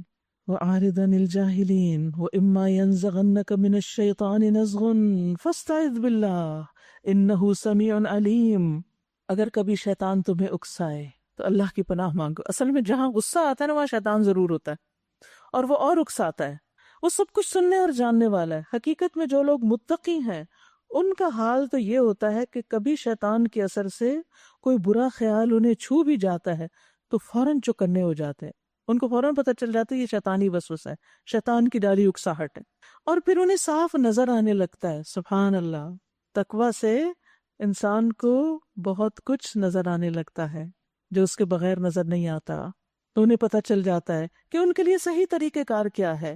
رہے ان کے یعنی شیاطین کے بھائی بن تو وہ انہیں ان کی کجروی میں کھینچے چلے جاتے ہیں، پھر انہیں بھٹکانے میں کوئی کسر اٹھا نہیں رکھتے۔ تو یاد رکھیے اللہ کا ذکر ہر شر سے بچنے کا ذریعہ ہے۔ جب انہیں شیطانی وسوسہ آتا ہے تو اللہ کو یاد کرتے ہیں، اذا مسہم طائف من الشیطان تذکروا، اللہ کا ذکر۔ یحییٰ علیہ السلام نے بیت المقدس میں بنی اسرائیل کو جمع کیا، جب مسجد بھر گئی تو خود ایک ٹیلے پہ بیٹھ گئے اونچی جگہ پر، پھر اللہ کی حمد و ثنا کی اور فرمایا میں تمہیں کثرت سے اللہ کے ذکر کا حکم دیتا ہوں، بہت زیادہ اللہ کا ذکر کرو، کیونکہ اس شخص کی مثال ایسی ہے جس کا بہت تیزی سے دشمن پیچھا کر رہا ہو اور وہ ایک مضبوط قلعے میں گھس جائے اور پناہ لے لے۔ اسی طرح بندہ بھی جب اللہ کے ذکر میں مصروف رہتا ہے تو شیطان کے حملوں سے ایک مضبوط قلعے میں آ جاتا ہے، یعنی اس وقت فوراً اللہ کو یاد کرنا چاہیے۔ اور اسی طرح ہر منفی خیال کے موقع پر جب کسی کے بارے میں کوئی نیگیٹو فیلنگ آنا شروع ہو جائے، کبھی کبھی ایسا ہوتا ہے نا، کوئی اچانک بات یاد آ جاتی ہے، کسی کو کوئی طرز عمل ایسے بیٹھے بیٹھے، اور انسان وہیں بیٹھے بے چین ہونا شروع ہو جاتا ہے کہ اچھا اس نے مجھے ایسا کہا کیوں، اس نے ایسا کیوں کیا تھا، اور انسان تڑپ اٹھتا ہے۔ یہ شیطان ہوتا ہے، اس کو اچھا نہیں لگتا ہم سکون سے بیٹھے ہوئے، دشمن ہے نا، آ کے بے چین کرتا ہے۔ رسول اللہ صلی اللہ علیہ وسلم نے فرمایا جو رات سے خوف کھائے کہ وہ پریشان کرے گی، یا مال خرچ کرنے سے بخل کرے، یا دشمن کے مقابلے سے ڈرے تو اسے چاہیے وہ اس قول کی کثرت کر دے سبحان اللہ و بحمدہ، کیونکہ یہ اللہ کے نزدیک سونے کا پہاڑ اللہ کے راستے میں خرچ کرنے سے زیادہ محبوب ہے۔ اے نبی، جب آپ ان لوگوں کے سامنے کوئی نشانی یعنی معجزہ پیش نہیں کرتے تو یہ کہتے ہیں تم نے اپنے لیے کوئی نشانی کیوں نہ انتخاب کر لی؟ ان سے کہیے میں تو صرف اس وحی کی پیروی کرتا ہوں جو میرے رب نے میری طرف بھیجی ہے، یہ بصیرت کی روشنیاں ہیں تمہارے رب کی طرف سے، اور ہدایت اور رحمت ہے ان لوگوں کے لیے جو اسے قبول کر لیں۔ بات تو یہیں پہ آ جاتی ہے نا کہ ہم مانتے کتنا ہے، اپنی عملی زندگی میں کتنا لاتے ہیں۔ جب قرآن تمہارے سامنے پڑھا جائے تو اسے توجہ سے سنو اور خاموش رہو، شاید کہ تم پہ بھی رحمت ہو جائے، کیونکہ جب ہم سنیں گے نہیں، سمجھیں گے نہیں تو رحمت کہاں سے آئے گی؟ اے نبی صلی اللہ علیہ وسلم، اپنے رب کو صبح و شام یاد کرو، دل ہی دل میں، زاری اور خوف کے ساتھ، اور زبان سے بھی ہلکی آواز کے ساتھ۔ تم ان لوگوں میں سے نہ ہو جاؤ جو غفلت میں پڑے ہوئے ہیں۔ جس سے یہ پتہ چلتا ہے کہ ہمیں رات اور دن کی گھڑیوں میں کثرت سے اللہ کا ذکر کرنا چاہیے، خاص طور پر دن کے دو کناروں میں، اور سکون کے ساتھ، اور دل کی غفلت کو دور کرنے کا یہ بہترین طریقہ ہے۔ اور اس میں خشوع اور عاجزی بھی ہونی چاہیے، حاضر دل سے دعا کرنی چاہیے، پورے یقین کے ساتھ کرنی چاہیے، تب اللہ سنتا ہے۔ جو فرشتے تمہارے رب کے حضور تقرب کا مقام رکھتے ہیں وہ کبھی اپنی بڑائی کے گھمنڈ میں آ کر اس کی عبادت سے منہ نہیں موڑتے۔ مقرب فرشتے منہ نہیں موڑتے عبادت سے، ہمیں بھی نہیں موڑنا چاہیے، اور اس کی تسبیح کرتے ہیں اور اس کے آگے جھکے رہتے ہیں۔ یہاں قرآن کا پہلا سجدہ آتا ہے۔ سجدہ تلاوت جو ہے اگر آیت پڑھی جائے تو کرنا ضروری ہوتا ہے، اگر صرف ترجمہ پڑھا جائے تو ضرورت نہیں ہوتی، اور اس کے لیے یہ بھی ضروری نہیں کہ وضو کیا جائے یا نماز کی طرح یہ سجدہ باقاعدہ کیا جائے، جہاں انسان بیٹھا ہو وہیں جھک کے تسبیح کر لے اللہ اکبر کہہ کے، اس میں کوئی سلام بھی نہیں اور کچھ تحیات وغیرہ نہیں، تو اتنا بھی کافی ہو جاتا ہے۔ سورۃ الانفال شروع کرتی ہوں اللہ کے نام سے جو بے انتہا مہربان نہایت رحم فرمانے والا ہے۔ تم سے انفال کے بارے میں، غنیمتوں کے بارے میں پوچھتے ہیں۔ یاد رکھیے یہ سورت جنگ بدر کے بعد نازل ہوئی، یا اسی کے کانٹیکس میں۔ جنگ بدر میں مسلمانوں کو غنیمت حاصل ہوئی تو دور جاہلیت میں جس کو جو ملتا تھا وہ اس کا ہوتا تھا۔ ابھی چونکہ کوئی ایسا قانون نہیں آیا تھا تو مسلمانوں کے درمیان کچھ اختلاف ہو گیا، تو لوگوں نے نبی صلی اللہ علیہ وسلم سے پوچھا کہ تقسیم کیسے ہوگی؟ کہیے یہ انفال تو اللہ اور اس کے رسول کے ہیں، مال کی محبت نکالو اپنے سے، بس تم لوگ اللہ سے ڈرو اور آپس کے تعلقات درست رکھو، اور اللہ اور اس کے رسول کی اطاعت کرو اگر تم مومن ہو۔ انما المؤمنون الذین اذا ذکر اللہ وجلت قلوبہم، سچے اہل ایمان تو وہ لوگ ہیں جن کے دل اللہ کا ذکر سن کے لرز جاتے ہیں، اور جب اللہ کی آیات ان کے سامنے پڑھی جاتی ہیں تو ان کا ایمان بڑھ جاتا ہے، وہ اپنے رب پر اعتماد کرتے ہیں، جو نماز قائم کرتے ہیں، جو کچھ ہم نے انہیں دیا اس میں سے ہماری راہ میں خرچ کرتے ہیں، ایسے ہی لوگ حقیقی مومن ہیں، ان کے لیے ان کے رب کے پاس بڑے درجے ہیں، قصوروں سے درگزر ہے اور بہترین رزق ہے، یہ ہیں سچے مومن۔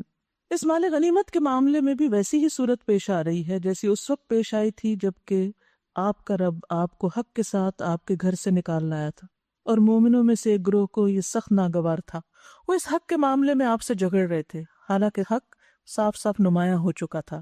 ان کا حال یہ تھا کہ گویا وہ آنکھوں دیکھے موت کی طرف ہانکے جا رہے ہیں۔ یاد کرو وہ موقع جبکہ اللہ تم سے وعدہ کر رہا تھا کہ دو گروہوں میں سے ایک تمہیں مل جائے گا، یا تو وہ قافلہ جو ابو سفیان کی زیر قیادت بہت سا مال لے کے جا رہا تھا، یا پھر دوسرا یعنی کہ جو جنگ کے لیے آ رہے۔ تم چاہتے تھے کہ کمزور گروہ تمہیں ملے، مگر اللہ کا ارادہ یہ تھا کہ اپنے ارشادات سے حق کو حق کر دکھائے اور کافروں کی جڑ کاٹ دے، تاکہ حق حق ہو کر رہے اور باطل باطل ہو کر رہ جائے، خواہ مجرموں کو یہ کتنا ہی ناگوار ہو۔ اور وہ موقع جب تم اپنے رب سے فریاد کر رہے تھے، جواب میں اس نے فرمایا میں تمہاری مدد کے لیے پے در پے 1000 فرشتے بھیج رہا ہوں۔ اللہ دعائیں سنتا ہے۔ یہ بات اللہ نے تمہیں صرف اس لیے بتا دی کہ تمہیں خوشخبری ہو اور اس سے تمہارے دل مطمئن ہو جائیں، ورنہ مدد تو جب بھی ہوتی ہے اللہ ہی کی طرف سے ہوتی ہے۔ اس آیت سے یہ پتہ چلتا ہے کہ انسان کو اپنے رب سے گڑ گڑا کے مانگنا چاہیے، فریادیں کرنی چاہیے جب اس کی زندگی میں کوئی مسئلہ ہو۔ ان اللہ عزیز حکیم، یقیناً اللہ زبردست اور دانا ہے۔ اور وہ وقت جب کہ اللہ اپنی طرف سے غنودگی کی شکل میں تم پر اطمینان اور بے خوفی کی کیفیت طاری کر رہا تھا، اور آسمان سے تمہارے اوپر پانی برسا رہا تھا تاکہ تمہیں پاک کرے اور تم سے شیطان کی ڈالی ہوئی نجاست کو دور کرے اور تمہاری ہمت بندھائے اور اس کے ذریعے سے تمہارے قدم جما دے۔ یعنی اللہ سبحانہ وتعالیٰ نے سارے ماحول کو تمہارے موافق کر دیا اور تمہارے دلوں کو جما دیا، کیونکہ دلوں کی مضبوطی جو ہے وہ جسم کی اور کام کی مضبوطی کا سبب بنتی ہے۔ بزدل انسان کچھ کرنے کے قابل نہیں ہوتا، اسی لیے ربنا افرغ علینا صبرا پڑھنے کی ضرورت ہے۔ اور وہ وقت جب کہ تمہارا رب فرشتوں کو اشارہ کر رہا تھا کہ میں تمہارے ساتھ ہوں، تم اہل ایمان کو ثابت قدم رکھو، یعنی ان کے دلوں کو مضبوط رکھو، میں ابھی ان کافروں کے دلوں میں رعب ڈالے دیتا ہوں، بس تم ان کی گردنوں پر ضرب اور جوڑ جوڑ پہ چوٹ لگاؤ۔ یہ اس لیے کہ ان لوگوں نے اللہ اور اس کے رسول کا مقابلہ کیا، اور جو اللہ اور اس کے رسول کا مقابلہ کرے اللہ اس کے لیے نہایت سخت گیر ہے، شدید العقاب ہے۔ یہ ہے تم لوگوں کی سزا، اب اس کا مزہ چکھو، اور تمہیں معلوم ہو کہ حق کا انکار کرنے والوں کے لیے دوزخ کا عذاب ہے۔ اے ایمان لانے والو، جب تم ایک لشکر کی صورت میں کفار سے دوچار ہو تو ان کے مقابلے میں پیٹھ نہ پھیرو، کیونکہ مقابلے میں پیٹھ پھیرنا کبیرہ گناہ ہے۔ جس نے ایسے موقع پر پیٹھ پھیری، الا یہ کہ جنگی چال کے طور پر وہ ایسا کرے یا کسی دوسری فوج سے جا ملنے کے لیے، ورنہ وہ اللہ کے غضب میں گر جائے گا، اس کا ٹھکانہ جہنم ہوگا اور وہ برا ٹھکانہ ہے۔ اب دیکھیے، نکلے ہیں اللہ کے راستے میں، اور اگر جمے نہیں بھاگ نکلے تو کدھر کو جا رہے ہیں؟ رستہ چھوڑ کے وہ جہنم کا بتایا جا رہا ہے، وہاں ٹھکانہ ہوگا۔ تو نیک کام کرتے ہوئے طریقہ بھی درست رہے۔ بس حقیقت یہ ہے کہ تم نے انہیں قتل نہیں کیا، بلکہ اللہ نے ان کو قتل کیا، خود کو مت کریڈٹ دو۔ اور آپ نے نہیں پھینکا جو آپ نے ریت کی مٹھی پھینکی تھی ان کی طرف، بلکہ اللہ نے پھینکا۔ یہ تو اس لیے تھا کہ اللہ مومنوں کو ایک بہترین آزمائش سے کامیابی کے ساتھ گزار دے۔ یقیناً اللہ سننے اور جاننے والا ہے۔ یہ معاملہ تو تمہارے ساتھ ہے، اور کافروں کے ساتھ معاملہ یہ ہے کہ اللہ ان کی چالوں کو کمزور کرنے والا ہے۔ ان سے کہہ دیجئے اگر تم فیصلہ چاہتے تھے تو لو، فیصلہ تمہارے سامنے آ گیا۔ انہوں نے نکلتے ہوئے مکہ سے دعا کی تھی مشرکین نے کہ جو آج حق پر ہے اس کو پتہ ہو جائے، تو فتح مسلمانوں کو ہو گئی۔ اب باز آ جاؤ، تمہارے لیے بہتر ہے، ورنہ پھر پلٹ کر اسی حماقت کا اعادہ کرو گے تو ہم بھی اسی سزا کا اعادہ کریں گے، اور تمہاری جمعیت خواہ وہ کتنی ہی زیادہ ہو تمہارے کچھ کام نہ آ سکے گی۔ اللہ مومنوں کے ساتھ ہے۔ اے ایمان لانے والو، اللہ اور اس کے رسول کی اطاعت کرو، اور حکم سننے کے بعد اس سے سرتابی نہ کرو۔ ان لوگوں کی طرح نہ ہو جاؤ جنہوں نے کہا کہ ہم نے سنا، حالانکہ وہ نہیں سنتے۔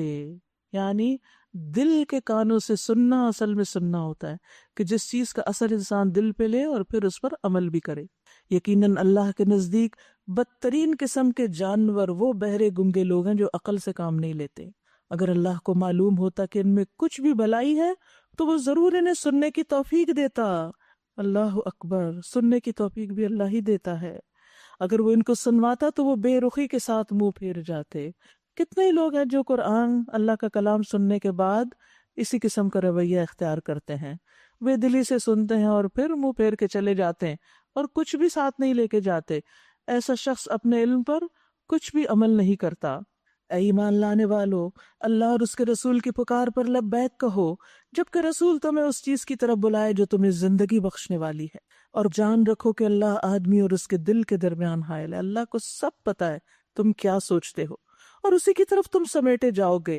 اور بچو اس فتنے سے جس کی شامت مخصوص طور پر صرف انہی لوگوں تک محدود نہ رہے گی جنہوں نے تم میں سے گناہ کیا ہو، اور جان رکھو کہ اللہ سخت سزا دینے والا ہے۔